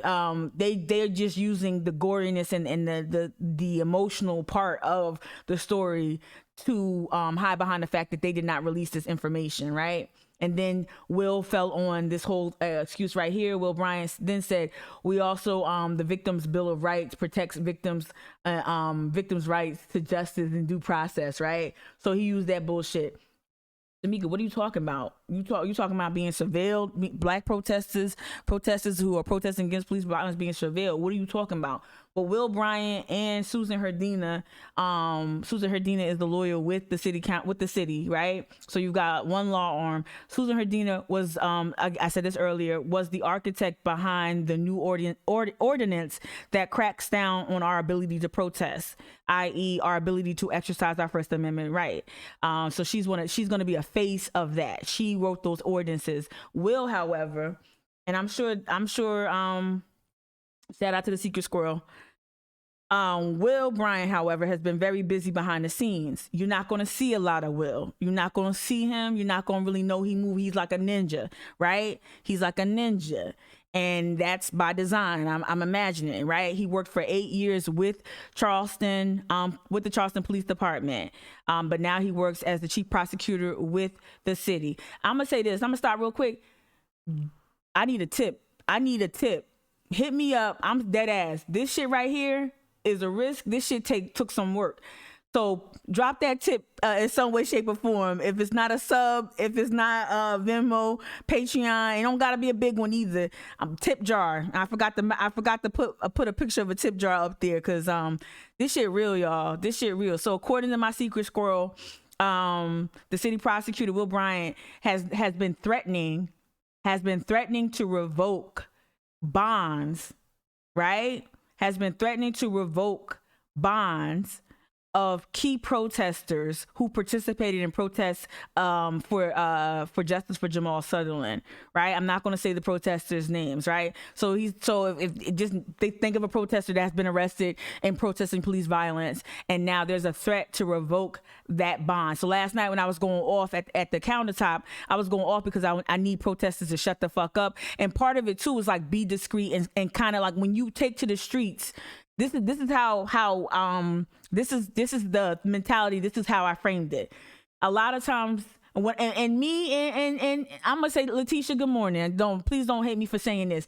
Letitia and I would lament a lot about how there'd be a planned protest, people go out there, there's subsequent arrests, and then Letitia's phone gets lit up, or not even just Letitia, other people who are bailing out people, they get their phones lit up. And while some arrests are unavoidable and some arrests were like completely just ridiculous, right? You could just be standing there or kneeling there and get arrested and get accosted by police, right?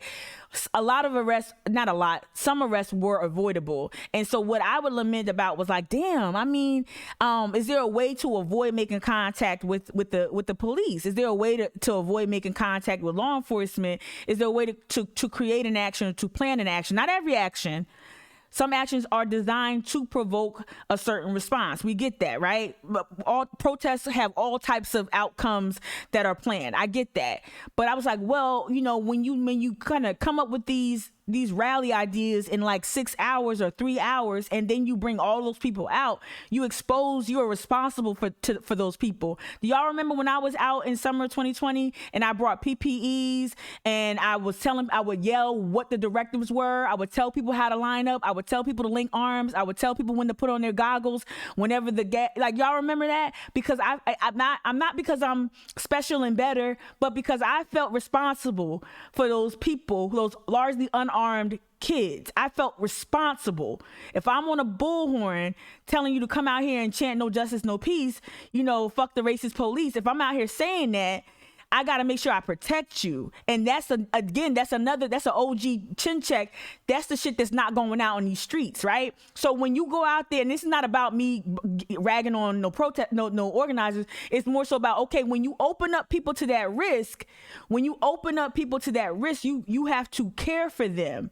Right. And so I think there's this misconception, like with the vaccines, people's like, oh, I said this last night, so I'm being redundant. People's like, oh, well, she got COVID after she was fully inoculated. See, vaccines don't work. Vaccines are not a cure. Vaccines will help prevent you from perhaps death or from severe symptoms. Right. But vaccines don't prevent you from getting COVID.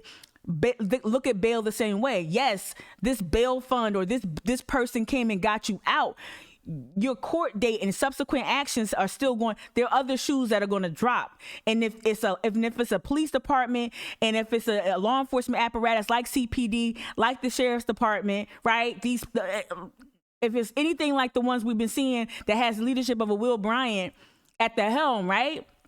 If it has the Helen Hill behind the scenes in law enforcement's ear telling them what they will and won't do, you have to expect that they're not just going to let you bond out. They gonna find that way. Now that you've made contact with the police state, now they're gonna find a way to create. They have leverage now that they can start tightening screws on your ass, right? So being bonded out and being able to go to work, go to school, go pick up Granny from the orthopedic doctor's office, all that faux freedom you feel ain't really free. They jocking you. They jocking every move you make. They watching every move you make, building cases. They give you enough rope to hang yourself. And so you go out and do what? You plan another protest, and you got this false sense of security because you're not in shackles. What did we just say? What did Amron's Zine just say? That the carceral state is not just within the confines of a cell, right? It's not just being in a cell.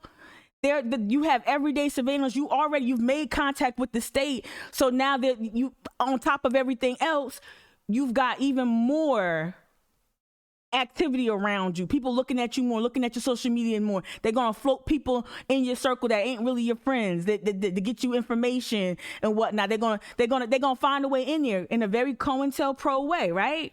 So when you take a group out to the streets, you have to understand the risk that you're opening them up to. And so what I'm hearing from my secret squirrel source is that Will Bryant now is saying, okay, we're gonna revoke those bonds. We're going to revoke those bonds. We're going to make your life hell, and we're going to pressure you to plead guilty. When have we seen that again at a higher level? We saw that with the people who were arrested during the summer 2020 protests, who were indicted federally and now serving federal time. Because remember, you had Trump's cabinet all up and through talking to Police Reynolds, saying, "Yup, we're going to prosecute them to the fullest extent of the law." And that's what's going on right now. So while you don't see Will Bryant and you don't hear from Will Bryant, that's who's behind the scenes trying to tighten the screws on protesters who have made contact with the police state. Does that make sense? Does that make sense? I'm not getting nothing in the chat. I gotta stop getting caught up in the chat. Yesterday I was going off about how nobody was talking in the chat, and it was my most viewed live stream of the week. So I'm not gonna go ham on it, on like people not talking. I'm sorry. Sometimes I just don't know if I drop my feed too. So sometimes when y'all chat, it lets me know that what's going on. But let me know if that made sense, right? Okay, thank you, Same Facade.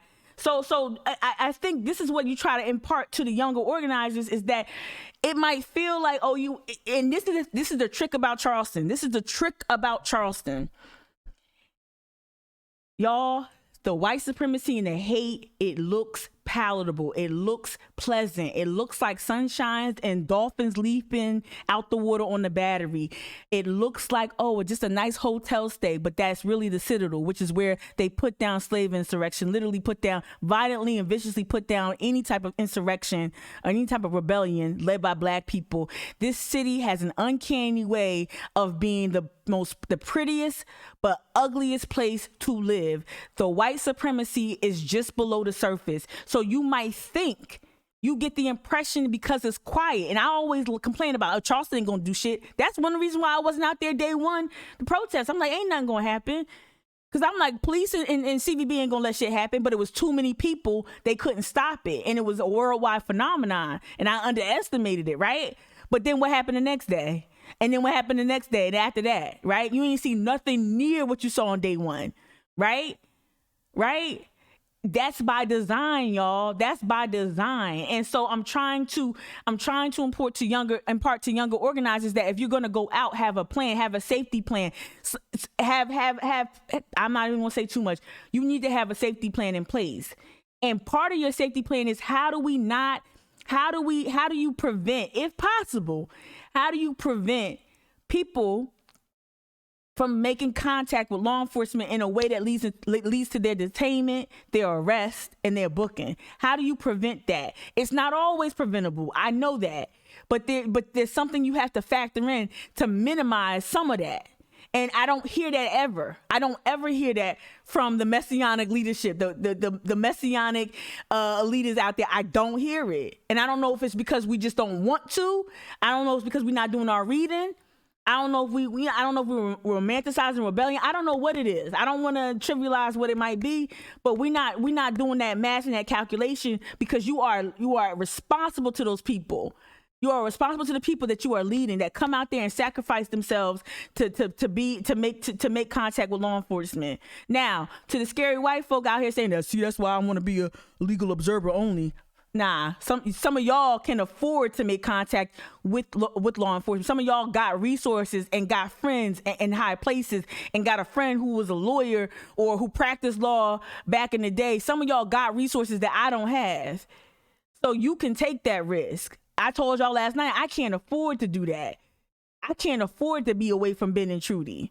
I can't.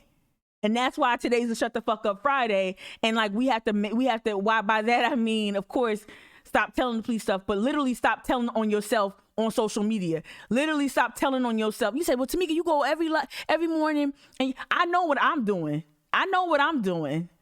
I know what I'm doing. I know that I don't have an arrest record. I don't have as much as even a moving violation since the early 2000s, if that. So I know what I'm doing and what I'm not doing. Right? I know what I'm doing when I say, nah, I'm not going to go to Marion Square, or I'm not going to go out there that night and do that. I'm not putting myself out there. And that's an act of, is it self-preservation? You can call it whatever the fuck you want to call it. It's harm reduction, right? Right? Let me hop into the chat. I don't want to keep talking. DU says, riveted. Oh, you listening? I got to stop thinking that silence means something bad. That's how school fucks you up too, like, right? Teachers always calling you and you don't say nothing. Susanna 20, you said, yes, Mika, as a former as former PD, this is very wise and necessary advice. Nicole, you're listening. Okay. Hey, thank you so much, Brian. You made it. Joy, you said, look at the web of power and notice, like Honor pointed out, the overlaps. It's the Wizard of Oz. Yes, pay no attention to the man behind the curtain. And you can argue, if it's not one man singular, it might be plural, but one man is Will Bryant. You can't see it behind below my chyron here. Chief prosecutor with the city of Charleston, right? And so you saying, well, Tamika, okay, you got Will. We get why Will is mentioned here. We get why Will is mentioned here. But what the Susan got? And now with Susan again, Susan helped to craft. If not, she crafted the language that went into the ordinance that restricted our right to protest, that limited our access to our First Amendment rights, right? And so part of the crackdown is creating the parameters, right? So she helped architect the parameters by which the black protesters, any social justice protesters, she created the parameters. She was the architect behind the parameters that now a Will Bryant can come in. Remember, prosecutors are cops. Let's stop acting like we don't know that. So now Will Bryant can come in and use all the powers that he's been empowered with, that he's been enabled with, which includes a very, of course, an assumed very tight and cozy relationship with Chick-fil-A Chief Reynolds, also assumed a very tight and close and cozy relationship with City Council and our mayor, right? So now she created the very mechanism that leads to the incarceration, or rather the detainment and any type of fallout. She created that he can use now and bolster his argument against these protesters, right? So the other thing that the Secret Scroll says is that they're tightening the screws on those who have already made contact with law enforcement, threatening to revoke bail, right? Threatening to revoke bail or bond, right? And language like they like teaching them a lesson they need to learn, right? And so, ooh, I'm not gonna say that. Hold on. And I also want to encourage people to just look more closely at the role that Susan plays during City Council. We got a City Council meeting coming up on the 28th. I'm really trying to plan something for that. I'm trying to, but stay tuned with that one. She was also just to explain who she is. She's the former lead counsel for the city of Charleston.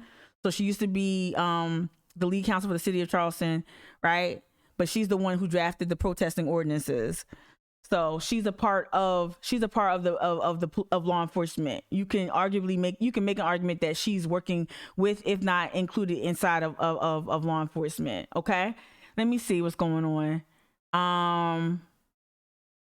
Yeah, thank you, D, for saying that. I want to read what you just put in the chat a while ago. White people, you talking to your white people, we will always be safer, right? Susanna, you says bond and pretrial incarceration are blatantly used by the state to leverage to get convictions, right? Absolutely. And if you're not out on bond, you have to watch your ass, right? Public defender. Public defender. Thank you. I let it slide for a second and I was going to hit you up later. Thank you. I'm sorry about that. Just like I gave Nicole triplets and twins. You were a public defender. You gotta put, you talk about the police all morning, you put PD in there. And I was just like, I emoji. Like, so I'm sorry, don't put PD. Put pub def. Next time, I got you though. Public defender, OMG, not police. Thank God. All right. Yeah. Where can you access the doc? I'm gonna ask, is it okay to share the doc? I'm gonna ask Amber, is it okay to share the doc, or if she wants me to download the pages and kind of reassemble them, because she's got some pages that are not, she didn't finish or didn't want published. So I'm gonna ask her if I can what I can share. I definitely want people to look at the abolitionist alternatives. Let me present this again. Okay. So yeah, abolitionist alternatives, talking about different outcomes that we can have. This is what I like right here. Counter surveillance in practice, subversive terrains, precedents, white collar crime risk zones. So this is what she's this is exactly what I was thinking when we were watching the drone video, when we watched a part of that video that included the drone, how they had that big ass Department of Homeland Security drone flying over protests. This is cute. Okay, so white collar crime risk zones, right? So I guess there was a publication that printed out a map that mapped white collar crime, because they always over here mapping mapping petty theft and shit like that. But white collar crime, is that mapped? Is that traced? Is that documented? Right? So it says New Inquiry magazine from 2017. Shout out to Data for Black Lives. I didn't know she put this in here. Data for Black Lives, y'all. They are on social media. Check them out. Follow them on Twitter. Follow them on Instagram. Data for Black Lives. Data as protest. I'm going to get to it in a second. Data as protest. Data as accountability. Data as collective action. Data as abolition. Data as self-determination. No more data as weapons. No more data weapons, right? Okay. I can't read those two at the bottom. Let me see. Oh, she said 3 was a subjective atlas of surveillance from Dahlia 2021, anti-eviction mapping, right? So these are things that she's saying, she's positioning these as counter surveillance in practice. So there are certain things out there that are actually countering surveillance, right? Counter surveillance and uncanny futures, okay? So she's talking about mutual aid networks in New York City, Danny Castillo 2021, Black Space Manifesto, Black Beyond Alternatives. I was a part of that. All right. Anyway, it's a zine, so it's informative, and it's very academic. And then when you pan out, you have more text here. So again, I'll figure out if she would like me to share or not. Some of her stuff here. Hold on one second. Let me get this. All right. The Inferno. Oh, this is a quote from Italian Convener. Okay, I'm not gonna get into that super dope mind. I love the way her mind works. But again, if you could find out something about this, I'm telling you, y'all, I wasn't Googling. This was like the only quote I could find from him. And this is from 2015. Okay? From Will Bryant. Okay? And also, too, I know I said, yo, get that tip jar up. I mean that. I ain't lying. But also, y'all got to keep some of these protesters, keep them lifted up in prayer, whatever you're doing. Crystals, I don't know what you're doing. Burning sage, I hope not too much, because, that's indigenous practice. But some of us do, guilty as charged. Some of us do burn sage. What the indigenous people say, have fun with smoke, because I don't think we're doing it right. All right, let me get back to let me see if there's one more thing that I want. Oh, definitely this. Shout out to what's the author's name? Shoshana, what's her name? The Age of Surveillance Capitalism. Yeah, Shoshana Zuboff. All right, so she's dope. This is from The Intercept. Y'all know I always tell y'all to read The Intercept, follow, listen to their podcast.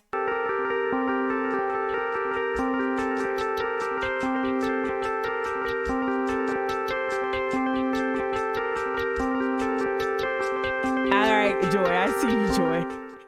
Hello, everyone, and thank you for joining us. That's Naomi Klein. Rutgers. My name is Naomi Klein. I am an author, filmmaker, and the inaugural Gloria Steinem Chair in Media, Culture, and Feminist Studies at Rutgers University. Wow. I'm also senior correspondent at The Intercept, an award-winning news organization dedicated to holding the powerful accountable through fearless adversarial journalism. Data for Black Lives and Welcome to our live event, Surveillance in an Era of Pandemic and Protest, a collaboration between... Okay, I'm a fast forward. I hate the preambles. Shout out to all the professors and colleges that had to put on events, and they had to read that like 10 to 15 minute. We want to thank such as it's like the announcements in church. Like, y'all could have just put it in the bulletin, man. Just print it in the bulletin. We'll read it later. I don't know. I'm triggered. But I wanted to just get to maybe just hop into some talking points from Shoshana Zuboff here. She also did an interview with Democracy Now! That I caught when it first aired about the book she wrote about surveillance capitalism. Let's see if she says anything beyond thank you for having me. Implications of business models that are built on limitless extraction of data and the prediction of our future behaviors. Zuboff is the Charles Edward Wilson Professor Emerita at Harvard Business School and also the author of the seminal book follow Shoshana Zuboff, follow Simone Brown. We watch watchers. Okay, at We Watch Watchers. The Age of the Smart Machine, along with many scholarly and popular articles. Simone Brown is Associate Professor at the Department of African and African Diaspora Studies at the University of Texas at Austin, and the author of the dazzling book, Dark Matters, on the Surveillance of Blackness. It is a genre-defying work exploring the many ways that contemporary surveillance technologies have been shaped by the long history of commodifying and policing Black life, beginning with the literal branding of enslaved bodies, which Brown describes as the original biometric technology, as well as the slave. Okay, it's very important, but interesting time. Unless you've been asleep for the last few months, you know that the tech companies are carrying the U.S. stock market. So since the onset of pandemic, we just got the most recent quarterly earnings from Wall Street and the tech companies. So here's just a little flashcard. Amazon sales up 40%, its profits doubled. Hey, Bezos. Facebook's profits up 98%. Damn. Apple's earnings were so good that it hit $2 trillion of market capitalization for the first time. Trillion with a T, it's retreated a little bit from there, but what's so interesting to know is that it made money selling all of its products and devices. It made money all over the world. But really interesting is those profits were hugely plumped up by two key things. Wearables, that's a very important concept in our world going forward. And also its services, especially its app store. And of course, Apple's app store is the platform on which it supports an ecosystem largely defined by surveillance capitalism. So that's pretty important.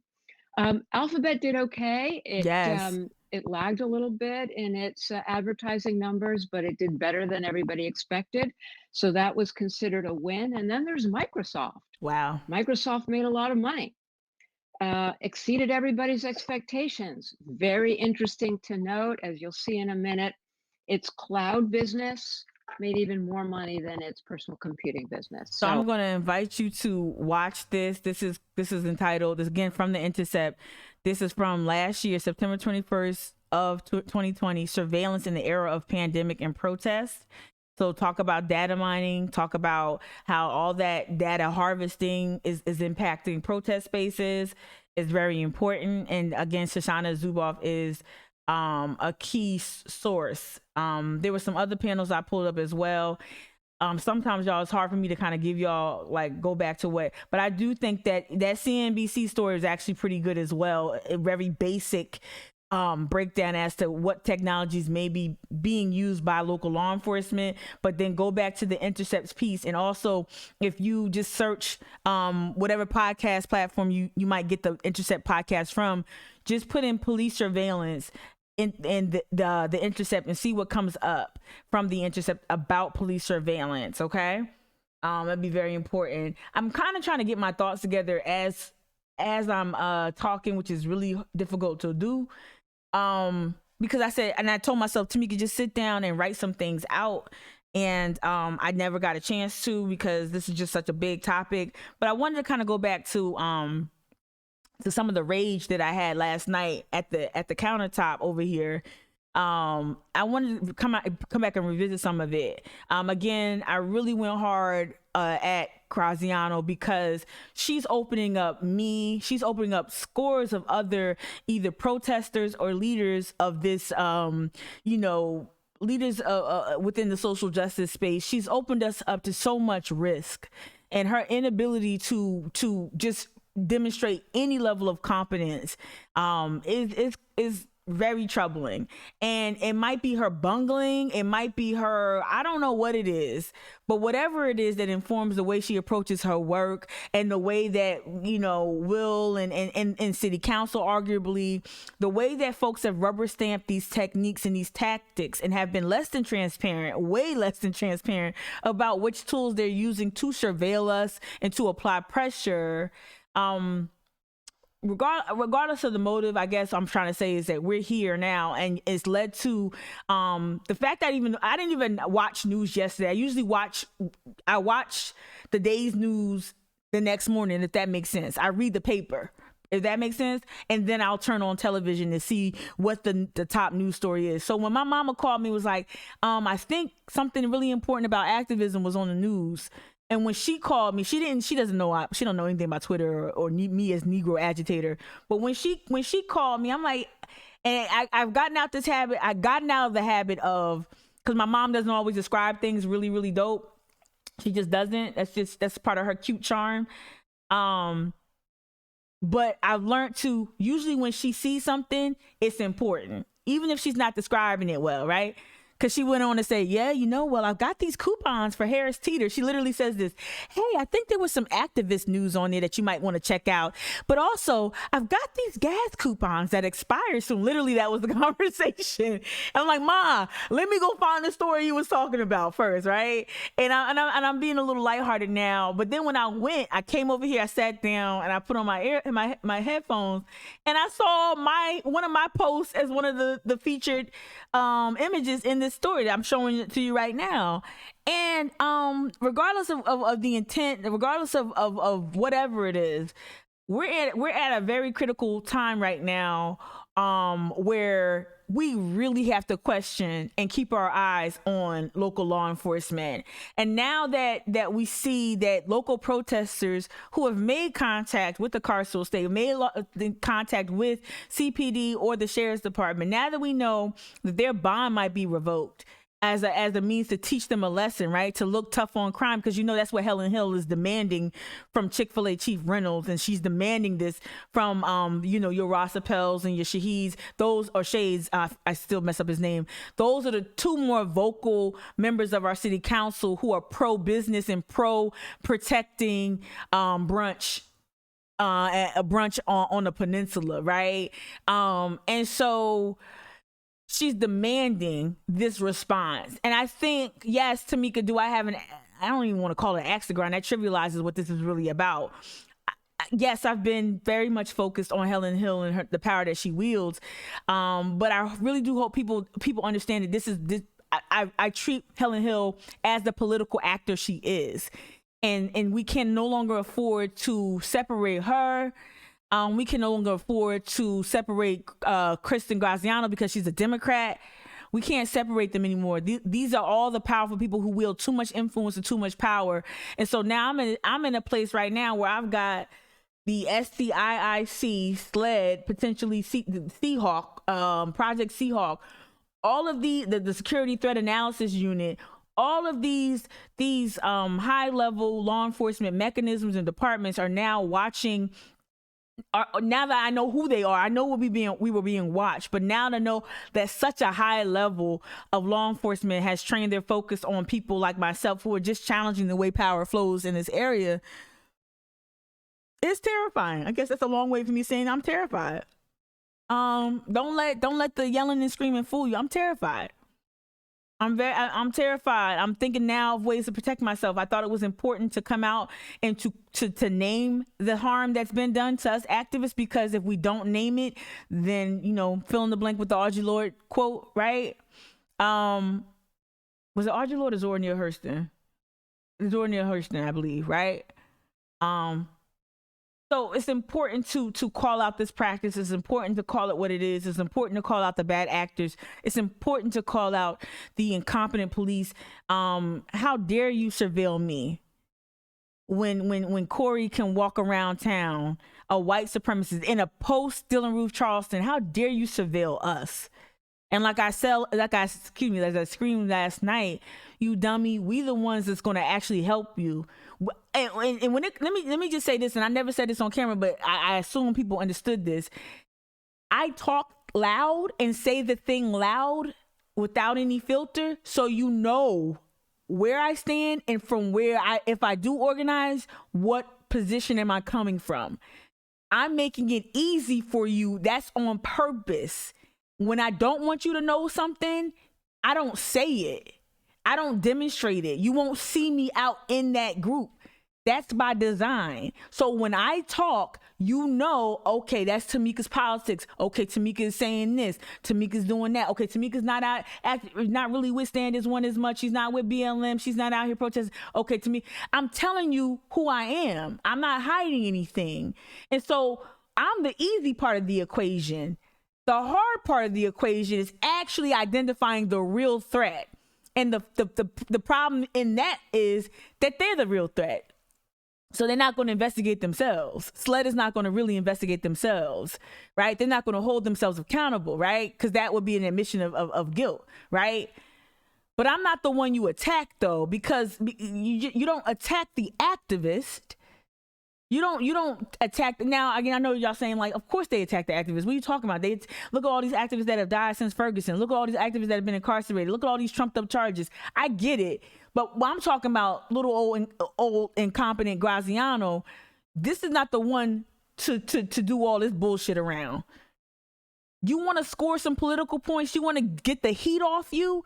Get the crooked cops, the bad apples, get them the fuck out your force. Score some points. Talk about stomping out hate. You lift up your LGBTQ identity, right?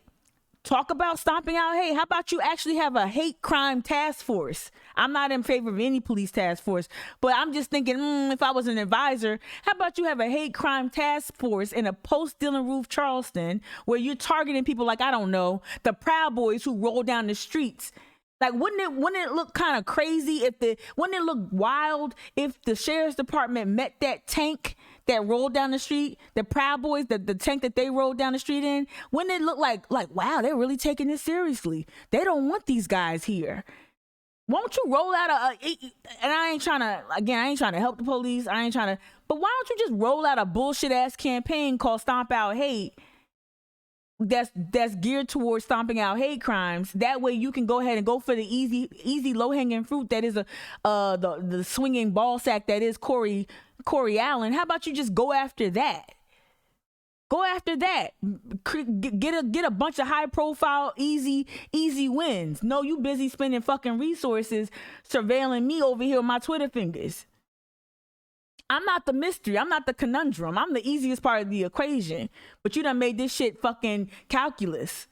You done made this shit something else. Like, you done made this very complicated. And it's more proof to your bungling, to your incompetence. And so who's not incompetent, who should really send shivers down your spine is Will Bryant. But this right here, you exposed me to risk. You exposing me to all types of bullshit. And I'm not the one you do that for or to. And you a whole ass, just completely a continuation, almost a commitment to incompetence. You lost the press conference when the Jamal Sutherland thing happened. You let that shit rock for over 6 months. You signed a bullshit NDA like a dummy. Instead of getting out there and calling all the Dems that helped you get elected and making sure they show up behind you, you only had Ben Poe who got beat, and I can't remember who else was there that was a Democrat. That's all you had with you. You didn't have nobody from the Democratic Party. Mark Pepper had more Democrats rocking with him, and he a whole ass Republican operative. He had more Democrats at his press conference than you did. He had more Democrats at his party. Your dumb ass, you signed an NDA or you did it on purpose to kind of say, well, look, I can't say anything. You probably did it on purpose thinking that was a win, dummy. No, come out, win the press conference, blame this shit all on Al. Blame all this shit on Al. Get out in front of it. Buy you some time. And the funny thing is, it sounds like and it feels like and it looks like and it smells like you being advised by your own by enemies. It feels like people around you, sis, it feel like the call is coming from inside the motherfucking house for real. And you out here bumbling. And then as the secret squirrel told me in a private conversation, that you deferring to Seahawk is a fucking joke. Like, what the fuck, Seahawk? You telling WCIV and Live 5 News and them to go to Seahawk, bitch? No, you need to talk. You need to talk. You need to speak on this situation. What you deferring to Seahawk for? And then by you telling people to go to Seahawk, you saying deferring to Seahawk, you acknowledging that we being surveilled by the Department of Homeland Security. So you're not acknowledging it. Instead of coming out there and saying something fucking that makes sense, you acknowledge that Seahawk is surveilling activists. Dummy. I can't stop using that word. Whiskey Neat, what you say? Real talk though. You process, thank you. You process and shared a lot of information, including personal feelings. I really hope and feel you feel protected. I do. This has been a hell of a week, and I feel protected at the beginning. Y'all know I got emotional the other day. Right? Really hope you feel protected. Thank you, Whiskey Neat. I appreciate y'all. I appreciate that. And thank y'all for the cosign. Charlie the Brit, Nicole, you know, y'all amazing. D, everybody. Thank you so much. Right? And Brianne, you said, I'm so disappointed. I am too. I'm disappointed. I ain't gonna lie. Not a lot of shit shocks me. I'm shocked by the incompetence. I'm floored. Slack-jawed. Let me use more words. I'm left. No, I'm not left. I'm not left. This does not, I was going to say, I'm speechless. I'm not. Definitely not that. She put a battery in a thesaurus in my back. Nah, but I did keep calling her a dummy. As you do dumb shit, I'm going to call you a dummy. Is the podcast. Yeah. You got it, Michelle. You got it. Sorry it took me so late. Took me so long. Yeah, you got it. Thank you, Susanna, with the assist. Not a cop. That's your nickname, not cop. I got your nickname real easy. Still working on Justin's. But no, not cop. Good job. Right. And I know I got some cops watching. How y'all doing? What's in your cup this morning? More incompetence. But yeah, on a serious note, y'all, please keep in mind, if you look, I'm not keep the activists in mind when they out here organizing actions. When you got Jason Jones and Justin and Marcus out here organizing actions, just keep them in mind. And look, I'm not always going to agree with them, but get used to black people publicly disagreeing sometimes. I don't always agree with Quadro. Quadro's a real one, because Quadro's the kind of dude that I said some shit where he caught it straight he shouldn't have. Yeah, he caught some criticism that wasn't his from me, and yet he like shook it off and like we got to work. I don't know what he feels about me personally, and he can feel whatever, but I think that's attributed to our age. You know what I mean? Like us being a little older. But I know the young people don't really like when I come at their neck, and that's okay. I wish I had Amika helping me out. I really do, and I'm not saying that everything I'm doing is helpful. It's not. But I wish I had an OG like that was out here saying the shit that no one talks like this. I'm out here with Indivisible running around in circles. Shout out to the gang. I'm out here in Women's March, right? Doing all this stuff. There was nobody to follow. There was nobody to say, hey, no, do this, not that. There was nobody doing that. And so while it might feel like tough love, it's exactly that. I wouldn't say shit if I didn't care about the situation, if I didn't care about the landscape, the organizing landscape in this city, I wouldn't say shit. There's a lot of shit that I don't talk about because y'all, I don't give a fuck about it. A lot of stuff like, oh, can you talk about? Nope. Let's talk about Babs though. Let's talk about Babs. And I'm a dip. Oh, Justin, the teacher in Berkeley County said said a slur in class. All right, hold on. Let's talk. Let's see what Babs is at. It's like the news cycle just don't stop. Here it is. It's just like so much news coming out of Charleston. Ain't even the midterms yet. If you think retirement means I can't keep building for the future, let's retire. You think retirement?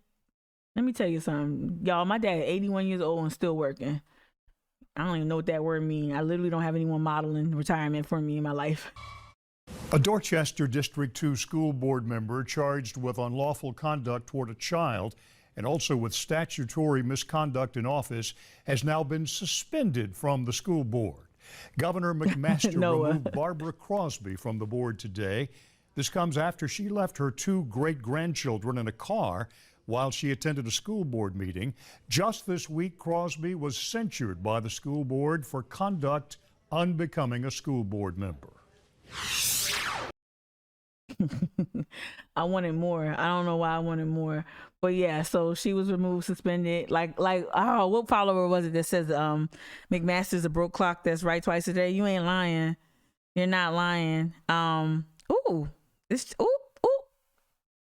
me put my picture back up.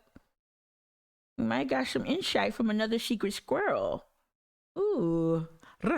Let's see. Okay. Secret squirrel went back. Okay, here we go. Let's see. What? Oh. Okay, hold on, y'all.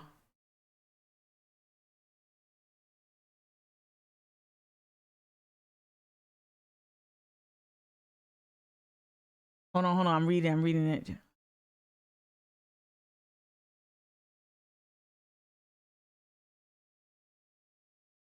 So this person is saying in regards to whether or not Will Bryant or whomever might have the ability to revoke a person's bond.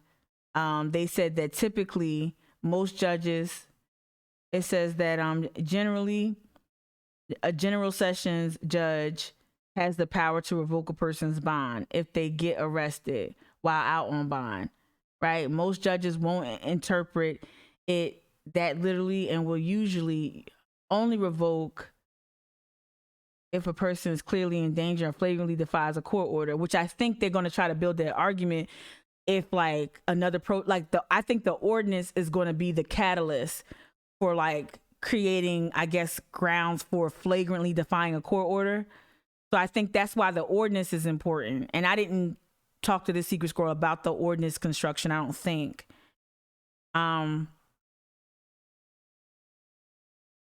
Right. So this person is saying that the protesters don't pose a threat, right? Certain protesters that were specifically, explicitly named in my stuff don't pose a threat. The judge, okay, hold on. It's clear.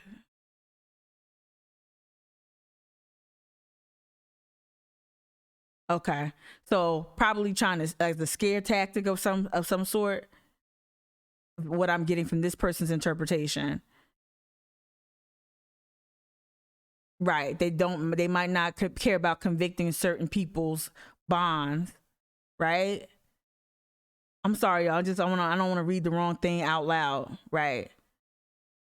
I have to get back to that person. But, definitely is used to scare. But I do believe, looking at what other things I've seen, I do believe that there's going to be some saber rattling for sure. I don't know if that's the right term I should use, but there's definitely going to be some sort of threat of, hey, to try to limit movement. But I know what they're saying is like they don't see that happening, but I do see, just like I see Seahawk being used to surveil us, I do feel as if they will contort the law. Look at how Chick-fil-A Chief Reynolds was able to convince City Council to amend this ordinance based on falsified based on trumped up information. He acted as if one of the protesters for Black Lives was brandishing a weapon. No, the guy had a legally concealed weapon on his person, but he used that as part of the argument. And why am I bringing it up? I feel as if law enforcement and the Will Bryants and the Susan Herdinas will try to contort what's happened and position some of the protesters as threats, if that makes any sense, right? Right, let me see. Oh, my Twitter about Babs, yeah. At the end, she is a mess. Oh, what? You saw that the Murdochs got $1 million payoff for his housekeepers? That's crazy. Can't keep up with that at all. Talking about Babs. Okay. Nah, but anyway, I just see that there's definitely going to be a misogyny of the law. I think that person is trying to look at it like, how could they do it, or who the judge is. I'm looking at whether or not there's going to be an overreach of the law. And the fact that they're using these surveillance tactics to monitor our movement, to me shows how far they will go to make a point, and also how far they go to kind of like control our movements. And I do believe that the ordinance's construction is the mechanism that will be used to just basically, the margin of error is super slim, right? Literally, Marcus and the other at the time of when the protest that they used to make the argument why the ordinance had to be amended, that protest was literally Marcus walking back and forth across the street, not even jaywalking, observing traffic laws.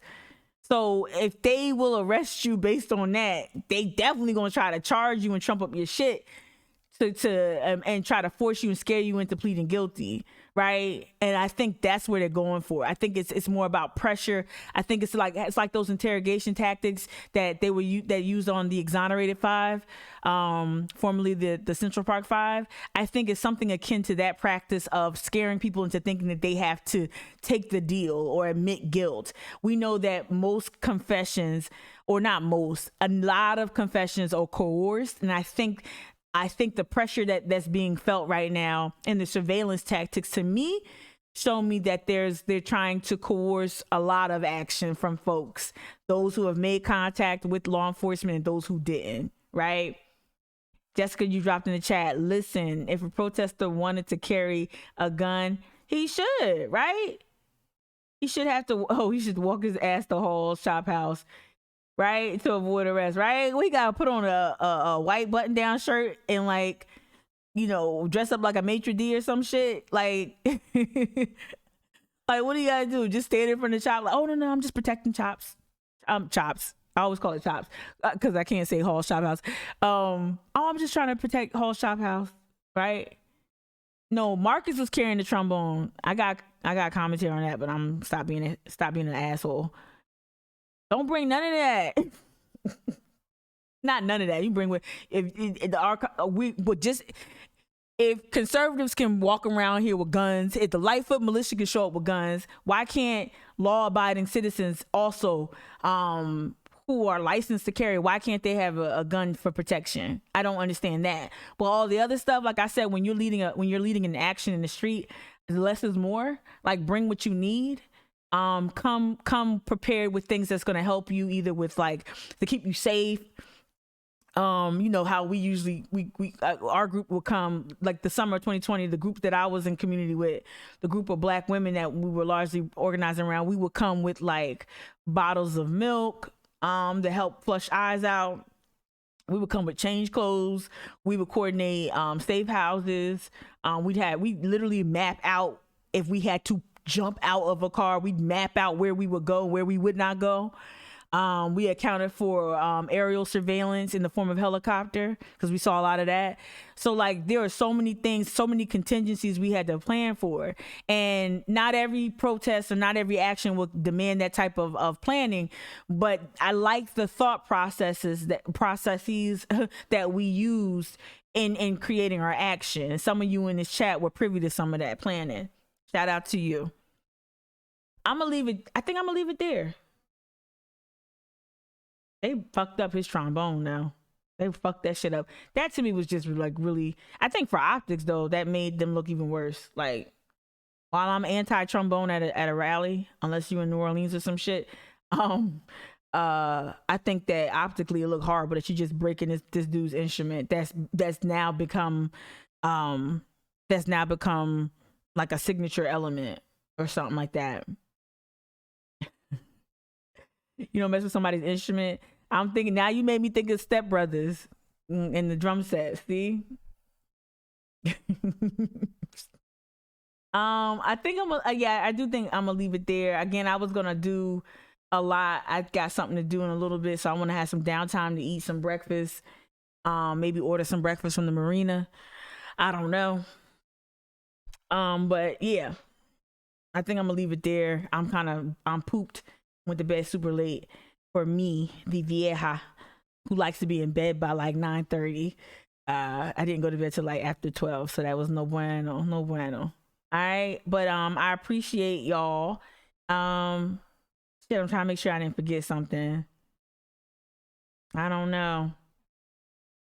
I'm really mad at Kristen Graziano, and I'm really mad at City Council, and I'm really mad at our law enforcement leaders here. And this is a shame and a waste of resources. And the sad part is, it's probably a very real threat somewhere brewing, some real shit brewing. But you spending all your time watching us and doing dumb shit instead of getting out ahead of the game.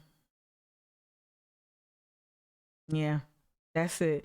Yeah, thank you. Hit up that tip jar. I ain't gonna lie, I'm gonna tell you straight up, this shit is real in the motherfucking field. Shout out to all y'all new patrons. Thank you so much. More t-shirts, more merch coming. Get my ass together. I have to get my shit together and keep creating things. Yesterday I was just tired. I was wiped out. But yeah. Yeah, the bridge run would have been a great opportunity. I ain't have it in me. I'll leave it at that. But the 28th is coming. So if you're not subscribed to the newsletter, please try to subscribe to the newsletter. Go to Instagram. The link is in the bio on Instagram. If you don't have Instagram, you're not on Instagram, you want me to send you the link, I will send you the link. Just hit me up. However you already communicate with me, if it's text, if it's via email, whatever it is, if it's on Twitter in the DMs, hit me up. I'm gonna see if I can get people to help me out and get prepared for the 28th City Council, okay? Because we're not done with that either, okay? And I'm saying this on camera, like it ain't nothing crazy. If I'm saying it on camera, it ain't nothing crazy. But let's get prepared for the 28th. I appreciate all y'all. I have so much support this week. I'm going to revise the Patreon. I'm going to just get things organized so people can stay up and stay current with the content. I appreciate it. Oh, I got to make hoodies. Thank you, Brian. You already know that. It is hoodie weather. Okay, Nicole. All right, I know I put a what I do? I said I told you couldn't wear sweaters. I told people it was a little brisk. It was a little crisp this morning. I'll allow it. I better not see no scarves though, and it will get up in the upper 70s today. So come on, chill out with the quilted vest and the riding boots.